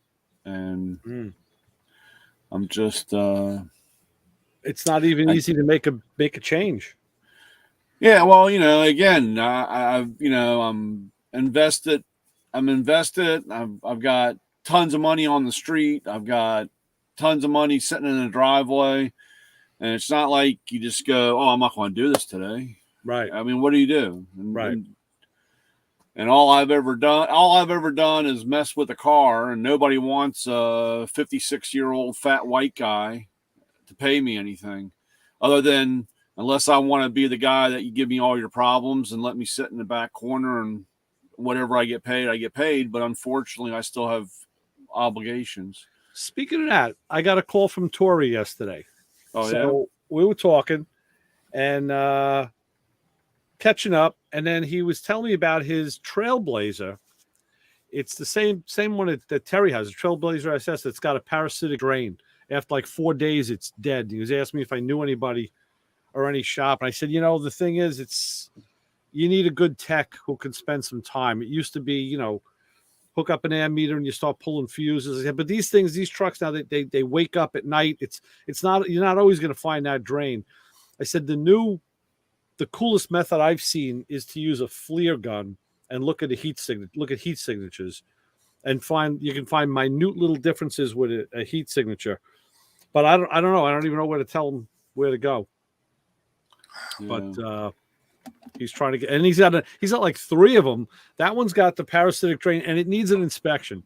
So he said he had taken it out, and now of course it dies. He charges it, and now the monitor's got to be reset. So you got to drive it to set the monitors. Right. And he's doing that, and he gets pulled over by a cop. So he talked to the cop, and he didn't give him a ticket or anything. And but he's like, it's like, it's in a bad place. But one of his other one needs a chassis. He's going to change the chassis in it, which I thought was pretty ambitious. He's not going to do it. There's a friend shop who's going to do it. Yeah. But yeah, he's got a lot going on. I told him to come on one night and hang with us, later on. And he said he will. He's working with Sam down on Sam's TV, and they're wrapping like 2 seasons now. So he says, once that's done, he'll come hang with us one night. So. Yeah. Cool. Yeah, I talked to him about a week ago, I think. I talked to him off and on. Yeah, he said he's talked to both of you guys, which was good. So he keeps in touch. Oh, yeah. The 57 is coming out nice. He built that 427 small block for it. And put the blower on it. I mean, that thing's going to be a beast. It's going to be something. Oh, you know what I saw last night? What's that? It came up on my YouTube thing. After the video plays, it goes to a thing with like 8 of them. Right. There was a thing with Steve Magnante. Uh-huh. He was taking apart a wedge big block. Yeah, I've watched the whole series. Yeah. Right? And it's the first time I've seen him, working on the car. He's got a weird way of doing things. And I said to myself, oh my God, this dude is like stupendously brilliant, yet he doesn't own an engine stand. No. He was doing this on the floor. Did you see all the kitty litter? Yeah. Well, he's got obviously he's got cats. He's got, so all of his buckets are of the cat litter. Right. He's got kitty litter buckets. He's got dish pans. He's got paper towels. There's oil on the floor. There's chunks of gasket. There's a pile of parts against it. Right. And I'm like, this guy is so down and dirty, old school. And here he is. He's rolling this big block around. And he's, I mean, I know he prepped for the video. Yeah. Because, he pulled the pan off. And he's like, well, let's see if this has the windage tray in it, right. But then he peeled the gasket, right. And the windage tray and the gasket came off it. And the next thing you know, he's popping main caps with a ratchet, right? And they weren't torqued or anything. And you can tell he's using a combination of old Craftsman and Harbor Freight tools. And I'm like, I love this guy. I know. He's just so normal. When he took the top end apart and he was popping the lifters out, he was using like a number 3 screwdriver. Every time he'd pull a lifter out, he would, I don't know, I guess he did it unconsciously. He would wipe the screwdriver on his jeans. Just like, wiped the grease off on his pants every single time. Like, Steve, come on. He's the ultimate car nerd. Yeah, yeah. You know, but I was so surprised that here he is. He's going to show me, you know, what's going on inside this motor, and he's not even got it on an engine stand. No. Now, if you want to see it's the just Converse, sitting on the concrete floor. Go over and watch Uncle Tony. Uncle Tony's garage. He's doing the same thing. He's got a couple of 440s, and he was showing. Tony's a lot more technical, although he's a troglodyte too. But he was describing, I was watching one tonight where he's describing the whole oiling system on the big block, showing you the passages, how it goes up and down, the difference between that and a Chevy, some real detailed stuff about the inner workings of these engines, which is, very, very good to, it's good to know. So yeah, check out Uncle Tony, Uncle Tony's garage. It was a very entertaining episode, Yeah. So now I have to go back and look at the prior episodes. This one was the latest episode. Yeah, I think there's only about 4. Because you could go back a little further. It was a month or so ago. He was at that junkyard, and he bought the motor. They showed you he was doing a video on a car, and he showed the motor in a trailer, and the guy said it was out of a local stock car or whatever, and it ends up being a truck. He shows you why it's a truck motor. It was between the exhaust manifolds and the water pump, the way the water pump came out. But it had a dead hole. It had a bad valve. So, but the motor's in, it's in good shape. He only got it for a couple $100. Yeah. And he's going to be building a 513 out of that. He's putting a full stroker kit in that thing. Right. He's got a whole bunch of good parts coming, so he's throwing everything away. Oh, everything is going to be new. Yeah. It's going to be crank rods, pistons. Everything is going to be brand new. Aluminum heads, the whole bit. He's building that for that old cop car he bought, the 62, I think it is. Yeah. And he's keeping the skinny bias ply tires because he says, I'm just going to smoke the tires up and down the block. Okay. He's a maniac. Yeah. It's unreal. He is. It's so cool. Yeah. I totally enjoy anything that he does. Yeah. Yeah. And he's great to talk to. I always wind up talking to him at SEMA. Oh, yeah. You know? And then we always walk away, and Barb's like, does he live with his mom still? Like, I don't know. No, the funny thing was, a few years ago, when we first had him on the radio show, he had gotten married. And he was living in his family house in New Hampshire.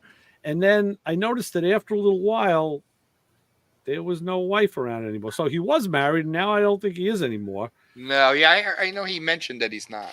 Yeah. Because you can see now in the house, he's got building his models, he's got all the cat stuff and the car stuff all over the place. That's funny. Yeah. Yeah. Yeah, it would take a special person to be married to him because he's such a nerd. Yeah, yeah. Absolutely. It's great. But I love listening to him because he's so enthusiastic and he has so much knowledge in that head. Yeah, he's an easy guy to listen to. He's very conversational. He's not confrontational at all. In fact, he was coming on Uncle Tony's show a lot around Halloween. He did a bunch of shows in a row with Tony. And Tony is from Staten Island. So he's a New York guy. So he's got a little bit he's got the New York vibe going. And the two of them are very opposite. And Tony would say things that were a little confrontational or to maybe push it, elevate the conversation in a certain direction. And Steve just always goes for the TV announcer, like non-committal, middle of the road. Everybody's good. Everything's cool. And he's not bad mouthing anybody. That's funny. You got to love that about him. He's still working in the industry, so I guess he's got to look out for himself. That's awesome. Whereas Tony is out, so he can. Tony reminds me of you in a lot of ways because he just doesn't give a shit. He doesn't care. He's like, I don't care. I'll never be an influencer. Right. Yeah. Because I see people that are like Evan, know, and that girl Liv. Oh yeah, Graffiti. Right. And there's just your life revolves around that. I didn't realize she was from Canada. Yeah. So, it's like your life revolves around these reels, around shooting these videos, editing, putting in music, putting in graphics, That's a job. Yep. So I don't have the kind of job where I can devote that kind of time to do that, so I can monetize, if I was lucky, You would need a guy. What I do. You would need someone to do that part of it for you. Right. And you just be the talent. Yeah. And I don't have talent, so. Well, you do. You have natural talent. You have, what you know. You got a wealth of knowledge. That's talent. You got talent. That's it. So, you can get your point I have across. that, but you could walk on two legs. You could actually speak and put a sentence together that people could understand. That's big in the YouTube world. I guess so. Yeah. I get a lot of people that like me because I don't have any kind of filter. Right. They're like, "Oh, this guy's very fresh." Well, you're speaking whether what he says is 100% true or stupid, it's entertaining. Well, the thing is, you're speaking the mind that they can't speak. I get that from a lot of my Facebook friends. Right. I'll put up a photo and then I'll give a little bit of a rant over something, gas prices or whatever the hell it is. And I'm the first one to tell Biden, go fuck yourself on Facebook. And then I get these comments that like, you say exactly what we all think. Yeah. And I'm like, so why don't you say it? Well, I'm afraid I'll get banned. Well, I've been banned before, but here I am. Yeah. I'm not Joe Rogan. I don't have $1 bazillion and people following me, but here I am. And you know what? Since Biden became president, I have not been banned more than twice. Wow. Because the stuff that I post, they're checkers. They can't, there's nothing. They got nothing. Okay. You know what I'm saying? The stuff that I'm posting is 100% true. Sorry, your president's an asshole. What do you want from me? Do you see the stuff that Dina's been putting up on Twitter? She's been complaining that for 2 years, her follower count has not gone up. Meanwhile, she keeps getting followers. And she put a post up the other day where it was a screen that just was scroll. I liked how she did it. The screen was just scrolling with all of her followers. And she goes, these were all since 2 years ago. She goes, I haven't gotten credit for one of them. What's up, Twitter? That like for some reason they've capped her off and she doesn't know why. And like, I've never heard of that. Why would they cap somebody? But she's making her case and they're not giving her an answer. She's been dogging it for a while. Well, I don't know. I don't go on Twitter. Okay. That's a whole nother world that I don't even get involved in. All right. I should take a look. I think it's been quite a while since I even did anything on Instagram. The Twitterverse. Yeah. Because I've been, I haven't really been doing a lot of work on the car. There's just been so much crap going on, Right. But I got to get back into it. I made some stuff and I photographed it, but I haven't posted it. Because I'm waiting for me to, they're these sheet steel like triangles, which attach to, there's an upright, and then you've got the bar that goes down into the trunk area. And then you got your tub. So there's this hole, and you have to have a rear firewall. You got to close that out. Yeah. So in order for me to do it, I had to make these triangles with a lip on it that are at about a 30-degree angle, which will allow the rear firewall to go from the base of the rear window at an angle down to where there's a cross member off the chassis, which is actually the cross member that the anti-roll bar is welded to. Right. That's like a break point, Yeah. So I made a template, took a photo. I cut out the sheet steel, took a photo, made sure that the curved part where it's got to hit the cross member is got the right radius. I bent the flap that's going to support the piece of tin that goes there, the black aluminum. And they're going to get silicon bronzed, like welded onto the chassis. Yeah. So I haven't done that part yet. So I'm waiting this weekend, if I'm not winding up busy doing something else, to get out there with the TIG, the silicon bronze, attach them. Then I'll take photos then I can post like 10 different things. Right. It's all part of that, you know. So I've been pretty lackadaisical on that. I was gonna make a post with a video of that center section that came. Yeah. I took photos of that, and I haven't posted that either. I was talking to Tori about that. Crazy. He bought the same one. He got the same one for his car. Yeah, thing weighs a ton. Yeah. Scary heavy. Yeah. But Oh, I don't care. Brian, I meant to ask you, Milwaukee Batteries.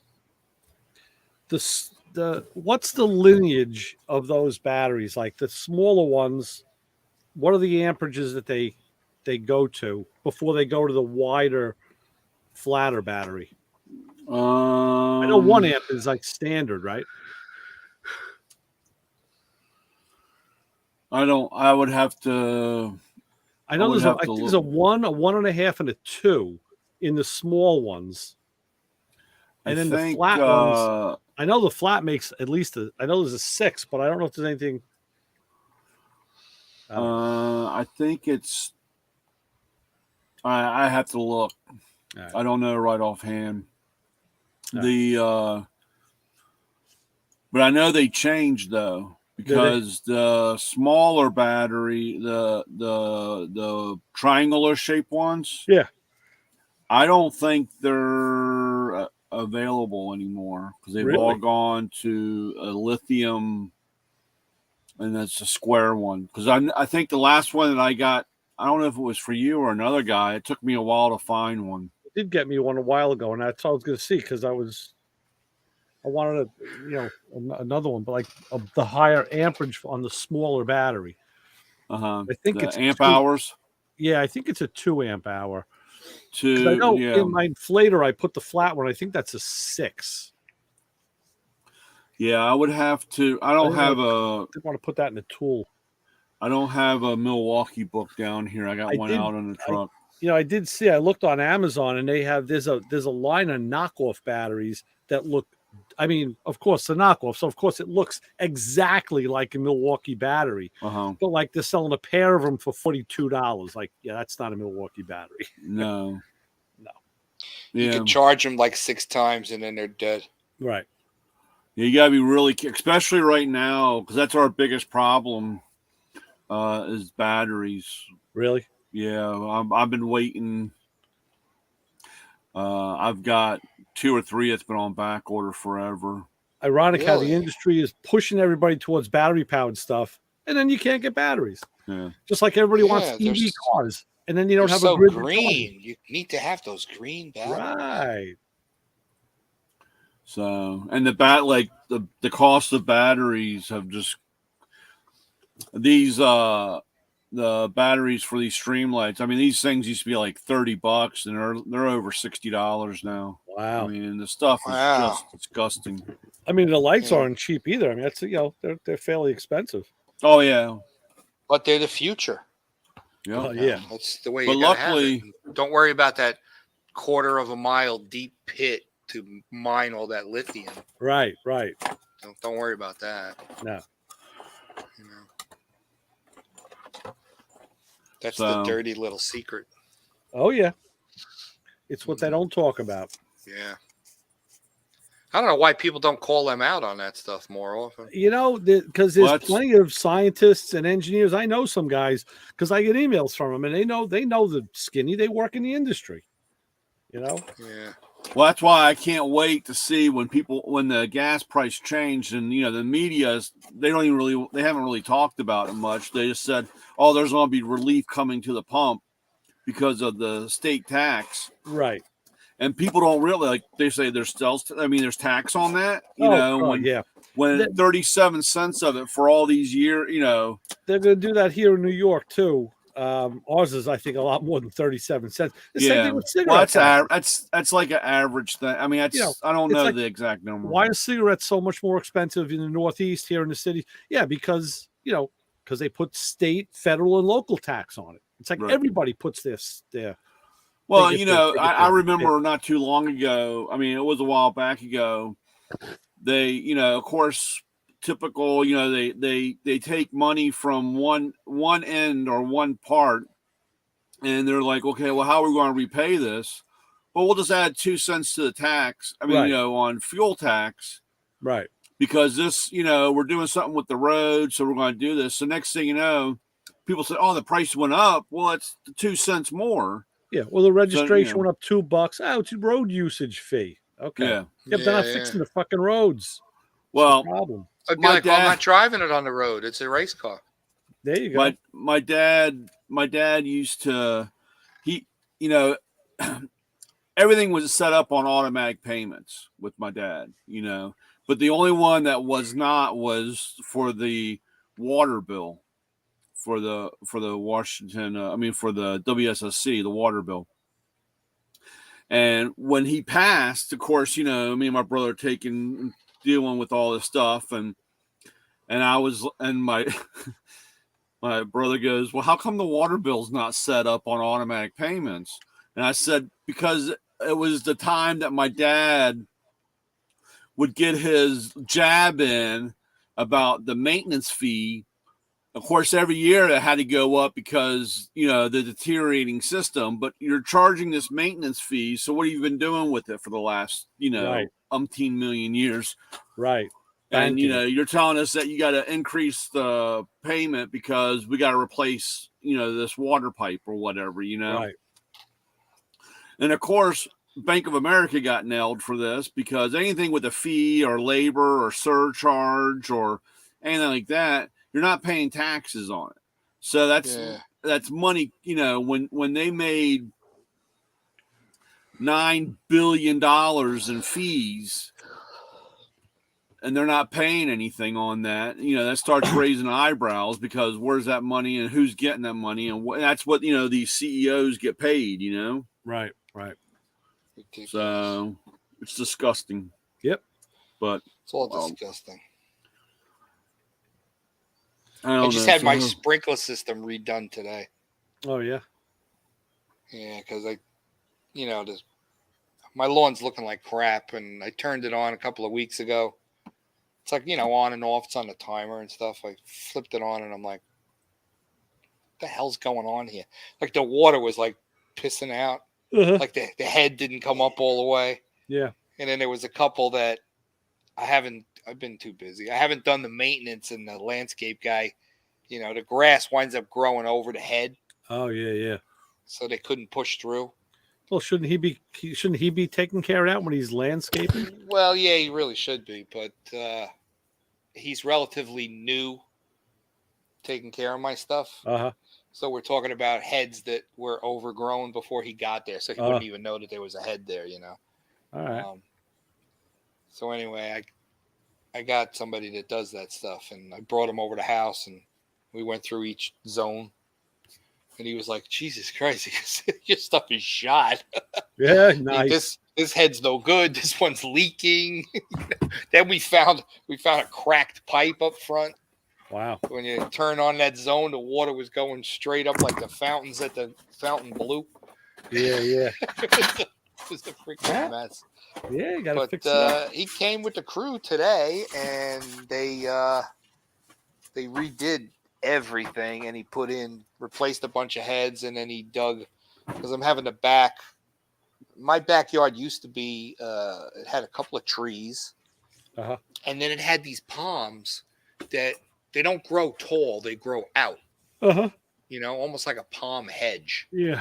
And there was some other stuff in there, and we basically got rid of all of that. I had the tree taken down, so now my backyard it's wide open, and it's all fenced in, so the dog can run and catch the frisbee and the whole 9 yards. But the lawn basically took a shit because the sprinkler heads that were there were put in to take care of the grass that was there. Right. And now there's all of this area that doesn't have grass and doesn't have sprinklers. Right. So basically the backyard turned into a shithole. So he redid everything. He got it all done in a day. Nice. And I came home and he's like, "Oh, I'm just ready to test the system now." So we walked around, and he had to adjust the heads and change the spray patterns, and some of them, do the he had to adjust that. I was like, wow, everything overlaps. Yeah. So you got total coverage. Fantastic. He changed out all of the valves. Those solenoids. Yeah. Mine were old and beat up and they were not flowing. Yeah. Like they should. And he was like, my God, he goes, you got some water pressure. Because the stuff was really shooting awesomely, $1,300. Wow. Okay. They did a lot of work. And they put in 6 new heads. They had to dig trenches, lay pipe and everything. Right. And it was only $1,300. They didn't use the machine that just shoves the pipe under the ground and like automatically feeds it underground. Nah. That's cool. I've seen him do that. Yeah. No, he's got the trenching machine. Yeah. Trenching tool. No, he's got the Spanish speaking Oh, workers. with a little narrow shovel. Get out there and dig. Yeah. Yeah. So they did a good job. It was awesome. So now next thing I got is the sod guys coming. $3,000 just to do the backyard. Well, at least someone's invested in infrastructure. Yeah. So what are you gonna do? Yeah. It's time. It's time. Yeah. You own a house, things like, I want the place to look really good. Yeah. We were supposed to have our deck done. Yeah. And they came out and said, "Oh yeah, we'll take care of it." And it's been months. I mean, it's been a month now. You said the guy's truck was stuck in the yard? Oh yeah, it's been unreal. So the wife finally called them and said, "Hey, what's going on?" And of course, you would think, but they don't have any record of our septic field. Really? God. And of course, you would think, I mean, our address had changed. When the house was built, it was 1505. And it was only Sandy Spring Road. And of course, the road I'm on now is a state run, but it's 198. It all changed somewhere a couple years after the house was built because, expansion and adding on. Yeah. So you would think that somewhere in there, the county would have a note saying, "Oh, by the way, it used to be this number," Of course, when they bring up my number, or my house number, there's no record. Holy jeez. So, of course, my house was built in 1964, and so of course, the last time I had any kind of work done, and I had the lady from the county out, I had to show, because I luckily, thank God, I don't know why, but the guy that had the house before me had the original plot. So I have on top of, or copies of the original stuff, because anytime you tell them, they're like, well, that means somebody physically has to go back into the vault and go looking for this. So who knows how long or what. And I was like, well, I got I'd be like, well, if you don't have a record, I don't have to pay any county tax. Well, I've already been through that, but yeah. So the last time she was out here, it was the same thing. And of course, I show them and they're like, "Oh yeah, okay, well, I'll make a note of this so we don't have to go through this again." And of course, 4 years later, never do. Now we're out here again, and we're going through it again, and it's just That's like at my mom's house, the house I grew up in. It had 2 septic tanks, and they were in the front lawn. And she's got a high ranch.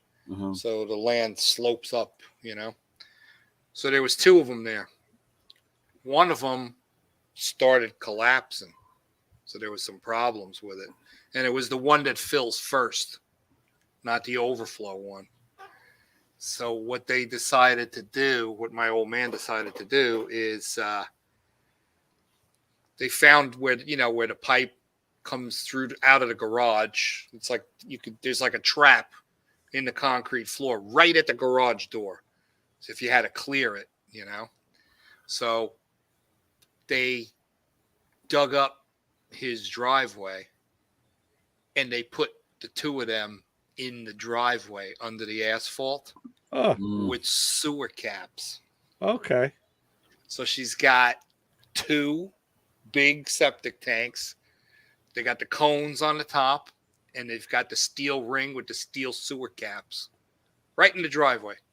Any kind of problem, the guy just comes with the thing, takes the cover off, throw the hose in.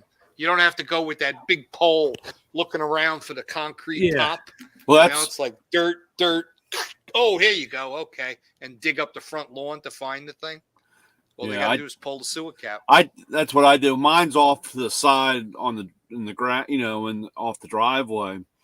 Yeah. And like the first time I had the guy come out to pump my septic tank,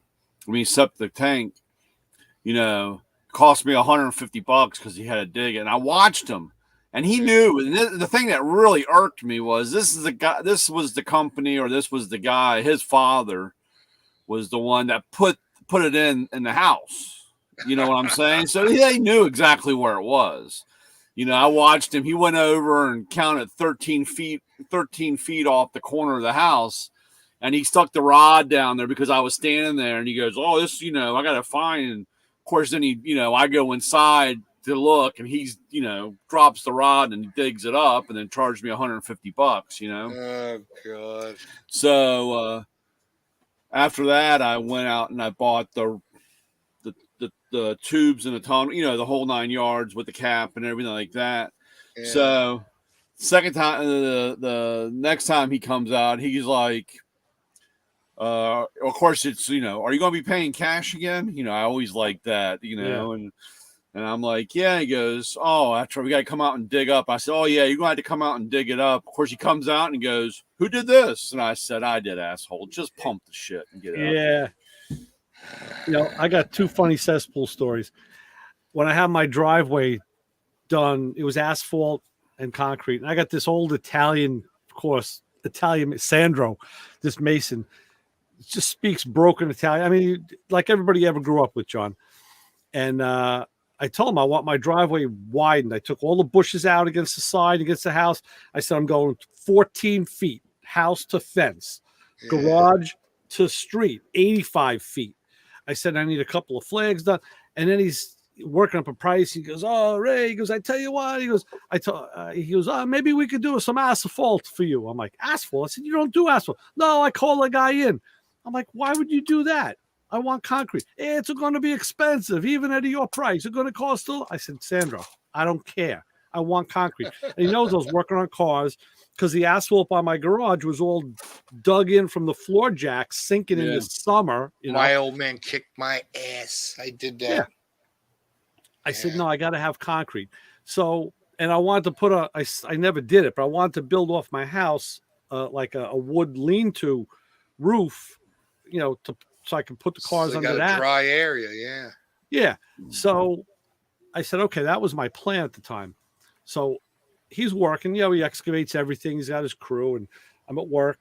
I call, talk to my wife, said, how's it going out there? She goes, yeah. He says he's going to do and I said, I want a dry well in my driveway because I put a hot and cold water hose bib outside the back of the house. When I would do carburetors, you rinse them off with hot water.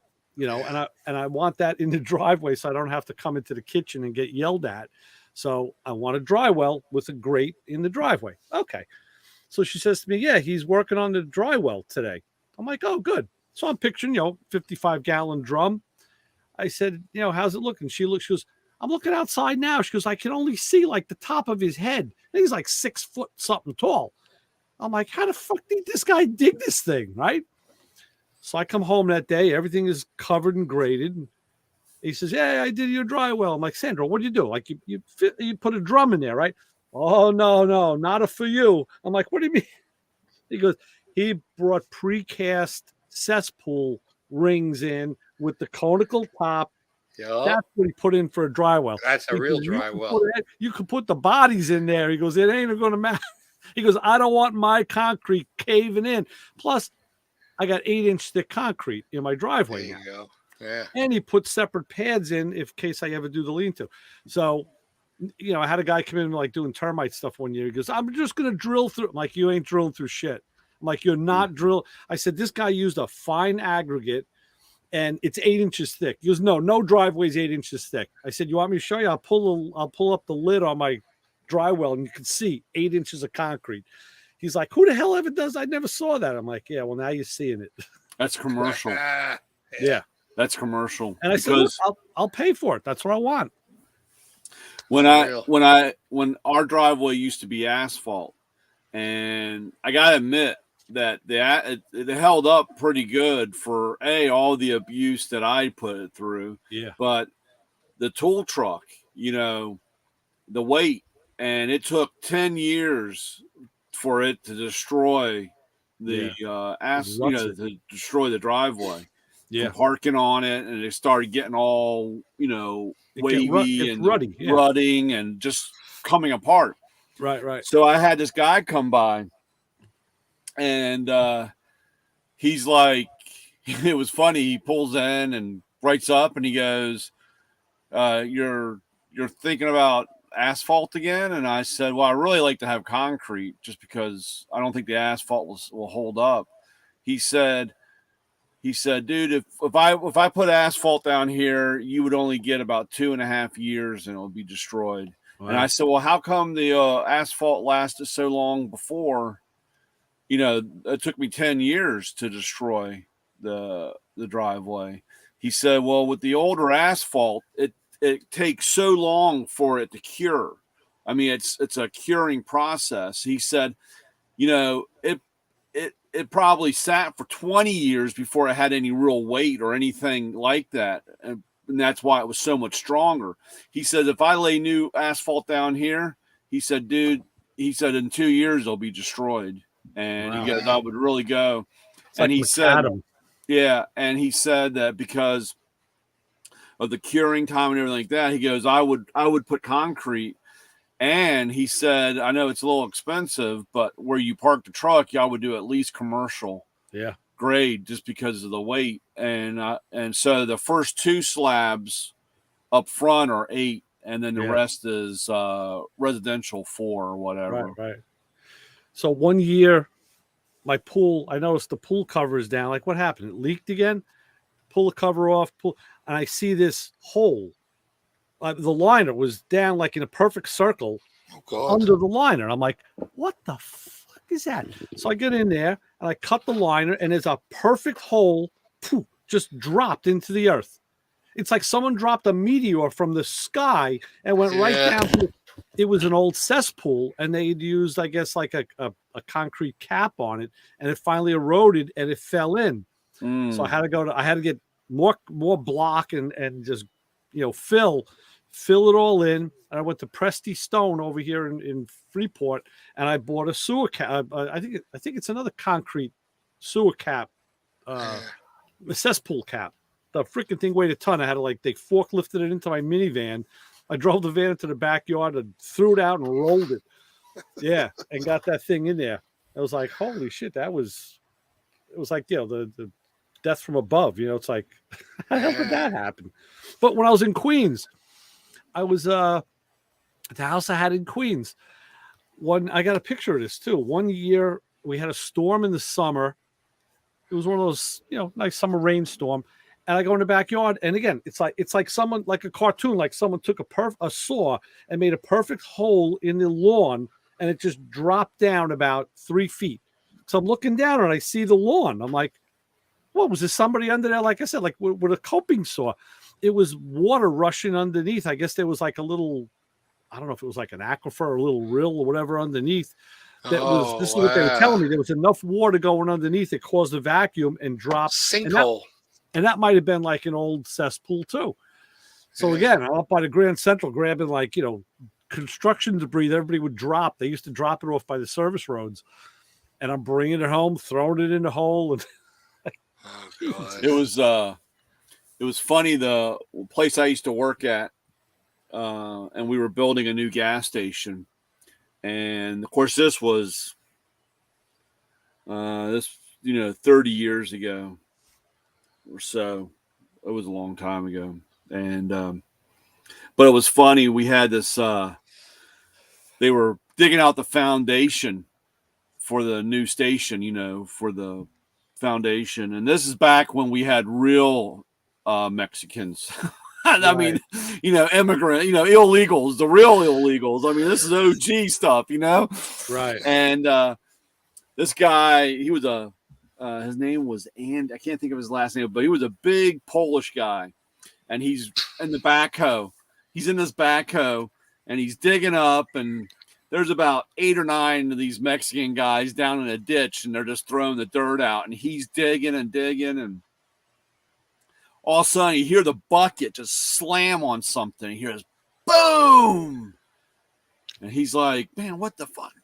Boom, boom, and he's beating on it, and he gets out and comes up to my old boss there, and we're standing there, and of course you can hear the banging, we're all like running around the corner to see what's going on, and he's like, do you have any idea, what this could be or anything? Is there something solid here, and if it's a rock, it's really going to screw up your foundation. I mean, the foundation, because it's pretty big, Jimmy Hoffa's tomb.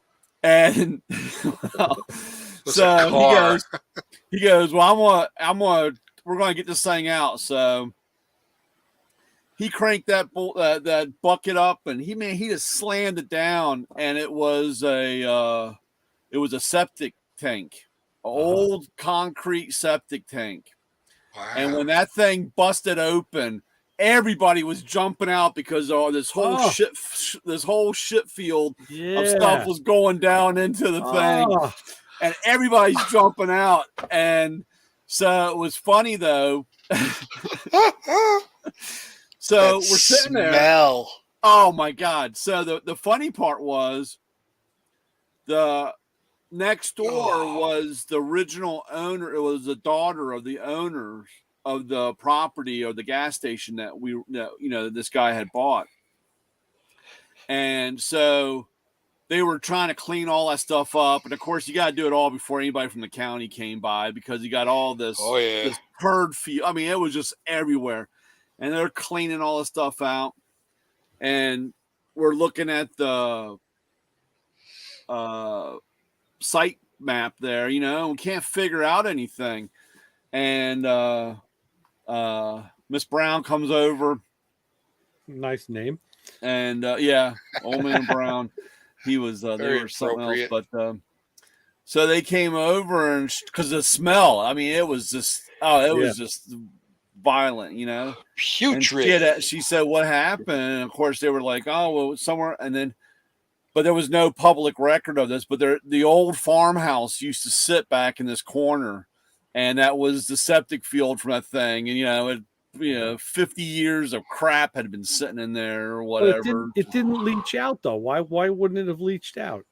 Well, the tank itself is, because it's got a plate in it. I mean, it's only going to go, so you're only going to have, you got to keep a certain amount in there because of keeping the bacteria. So it's like in an oil tank for the house. There's always that bottom level below the drain where the sludge lives. So you're going to have you have your inlet, and then you're going to have the drain part, but you're going to have X amount still in there. And that's why when you go get them to pump, when they pump them out, you got to really find somebody that's going to pump, because there's two sides of it where you don't want somebody to go in there and just take all the liquid out. Right. You want some of the settlement, some of the stuff that doesn't break up, I mean, after all that time, it would dry up or something. Well, I don't know. I mean, if it's a good tank, I mean, really, I don't know. But I tell you one thing, that was the smelliest damn thing ever. Yeah. And just seeing everybody jumping out of the, because they were 4 feet down or whatever. I mean, Ay caramba. And then, man, it was just, but he was lucky, I guess, that he didn't break the bucket on the backhoe, because he was slamming that thing pretty hard. He goes, I'm gonna find out what this thing is, and man, he was just beating the shit out of it. But it was crazy. Really? Yeah. It did. But man, that was a story like that. I worked for the town of Huntington for a while, the highway department. So we had one of those, I call them sewer suckers. It's those trucks with the huge tank with the big giant vacuum Right. thing. And you would open up the drain boxes, in the street, and you'd go down there with this. It was probably about a 14-inch wide, aluminum tube hooked up to a flexible hose, and the vacuum would suck up everything that was in the box, and it would be, twigs and branches and leaves and mud and crap like that, and you clean those boxes out.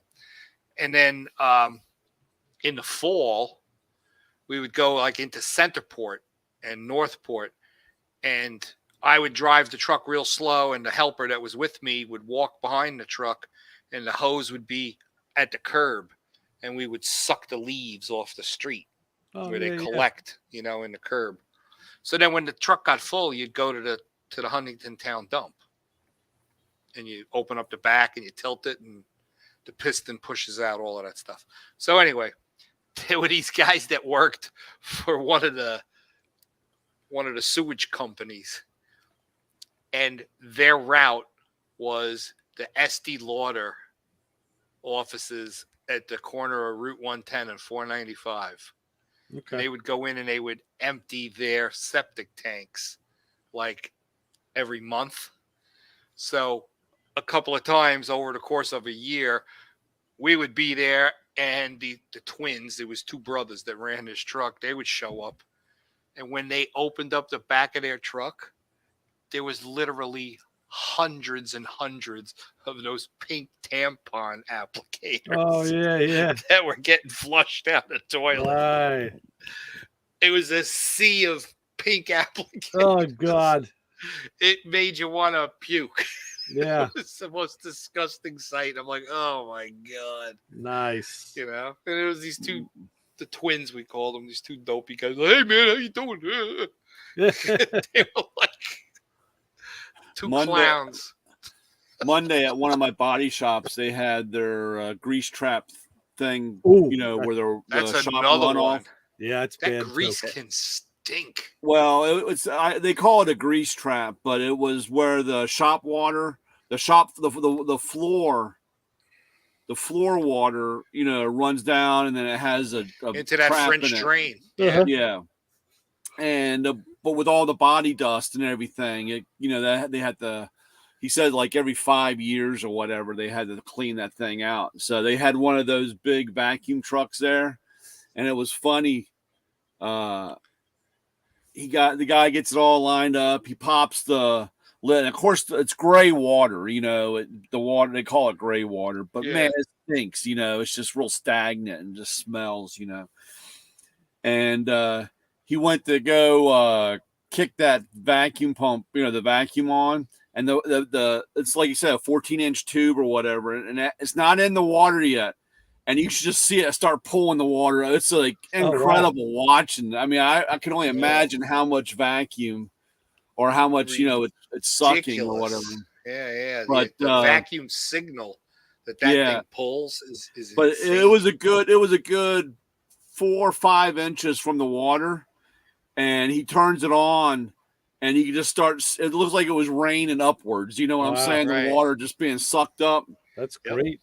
And of course, they got like everything else in this world. He's got to take pictures before, after, in the middle, and everything like that. So he's got this camera, and of course, it's like a phone basically, but he's like snapping pictures, and then of course he brings the tube down, and I mean literally it was like 30 seconds, man, and it's like a 6 by 6 bucket. Empties it out right away. Empties it out, takes a picture, and I said, "How many times have you lost the camera?" Because he doesn't have the little wrist thing around. He's just holding it. He goes, "Oh, I've lost a few." Yeah, and I'm like, God, dude. And they wind up going up that tube, and they get so much speed when it gets to the actual container. Yeah. That whatever you put in it, because we used to pick up bricks with it, they would slam the front of the tank. Wow. You hear them. Bam! It was unbelievable. Because you never know what you're going to find in those sewer boxes. Right. Oh, yeah. Bicycles, all kinds of crap. So, like I said, 30 seconds later, got it all sucked up. took a picture, closed it, $1,800, baby. Wow. Like, wow. Yeah. Like, man. Well, because then he's got to pay disposal fees. Oh yeah. I mean, but I was just like, dumping the there's- water down. You just leave the There's valve money. open a little bit as you drive, and a little bit of it just trickle out. You know. Well, okay, I'll tell you one of those stories. Wintertime, around Northport, Centerport, there are in town parking lots where they have the town trucks, the plows, and all of that stuff. There's mountains of salt. Yeah. Right, for the roads, salt and sand. And wherever there's one of those big salt piles, there's always a closed concrete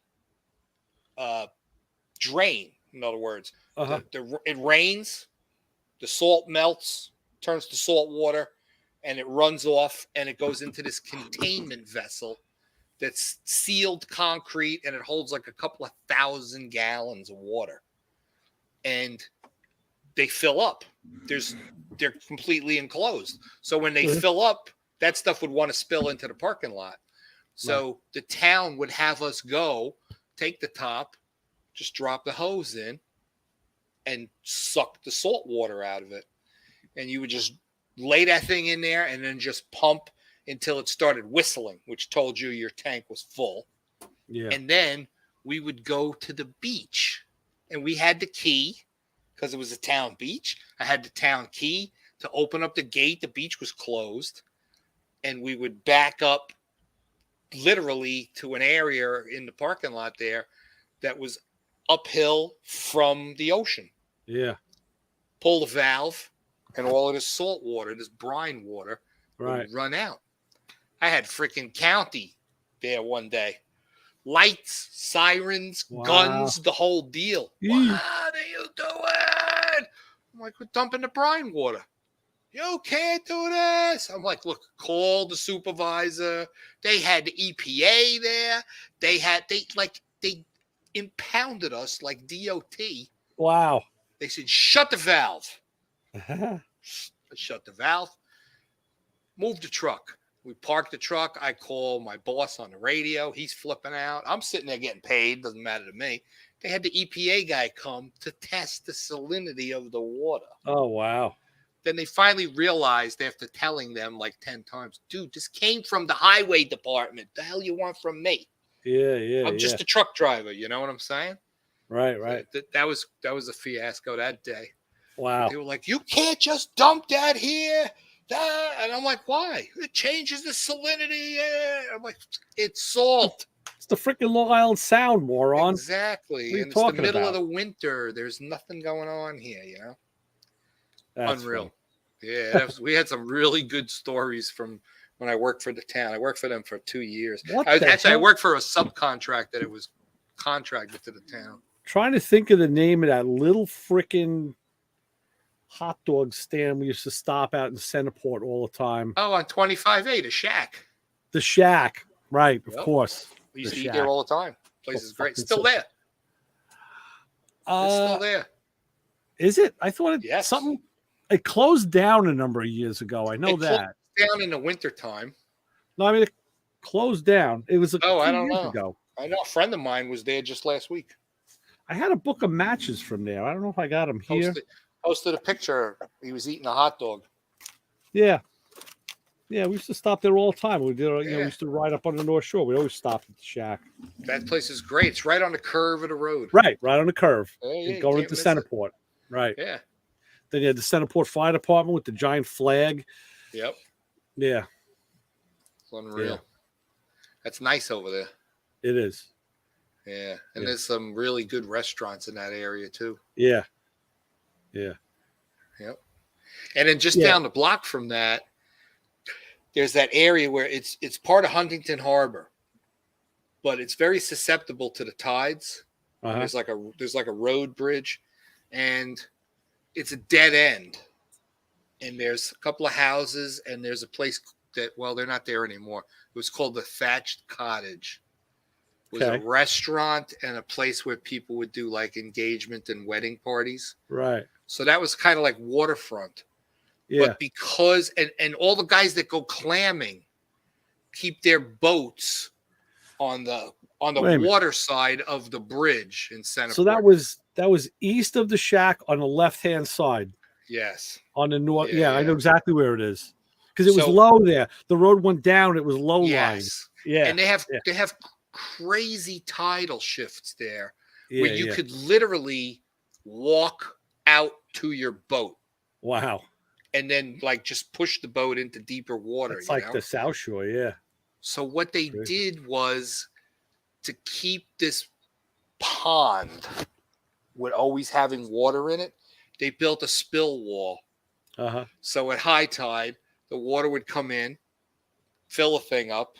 When it started to go to low tide, it would pull some of that water out, but then it would get to the point where it couldn't pull any more out. Right. It would equalize. Right. It would equalize. So one year there was this huge algae bloom and some other stuff that was going on, and hundreds of thousands of fish came into the shore.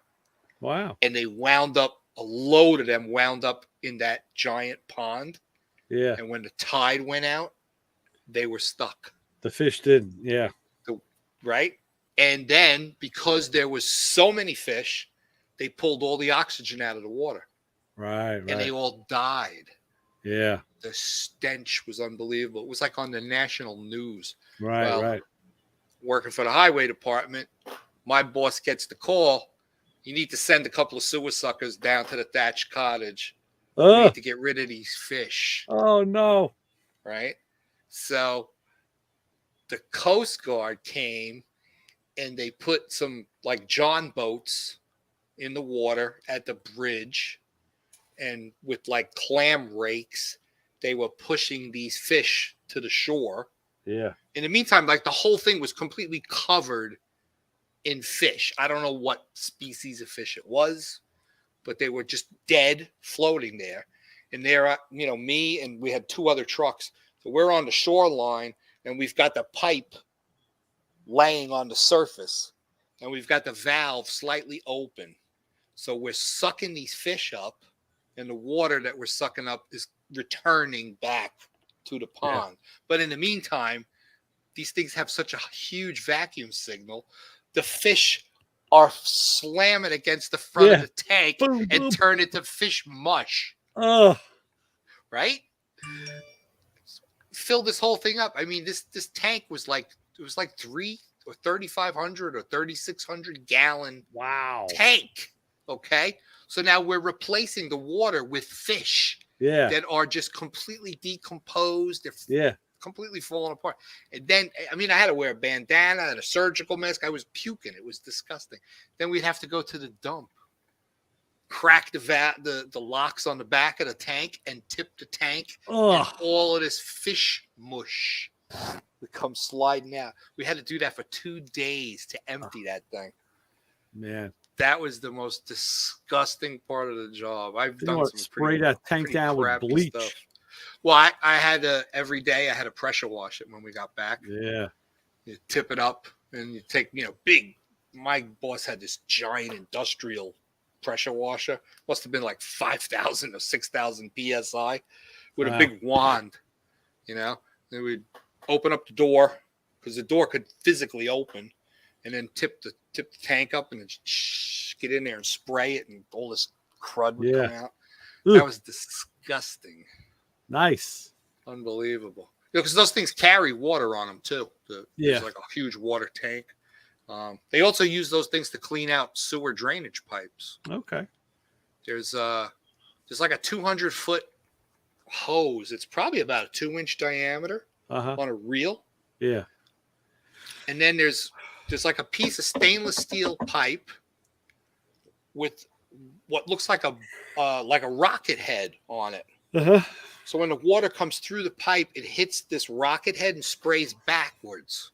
Oh wow! In like a fan shape. Yeah.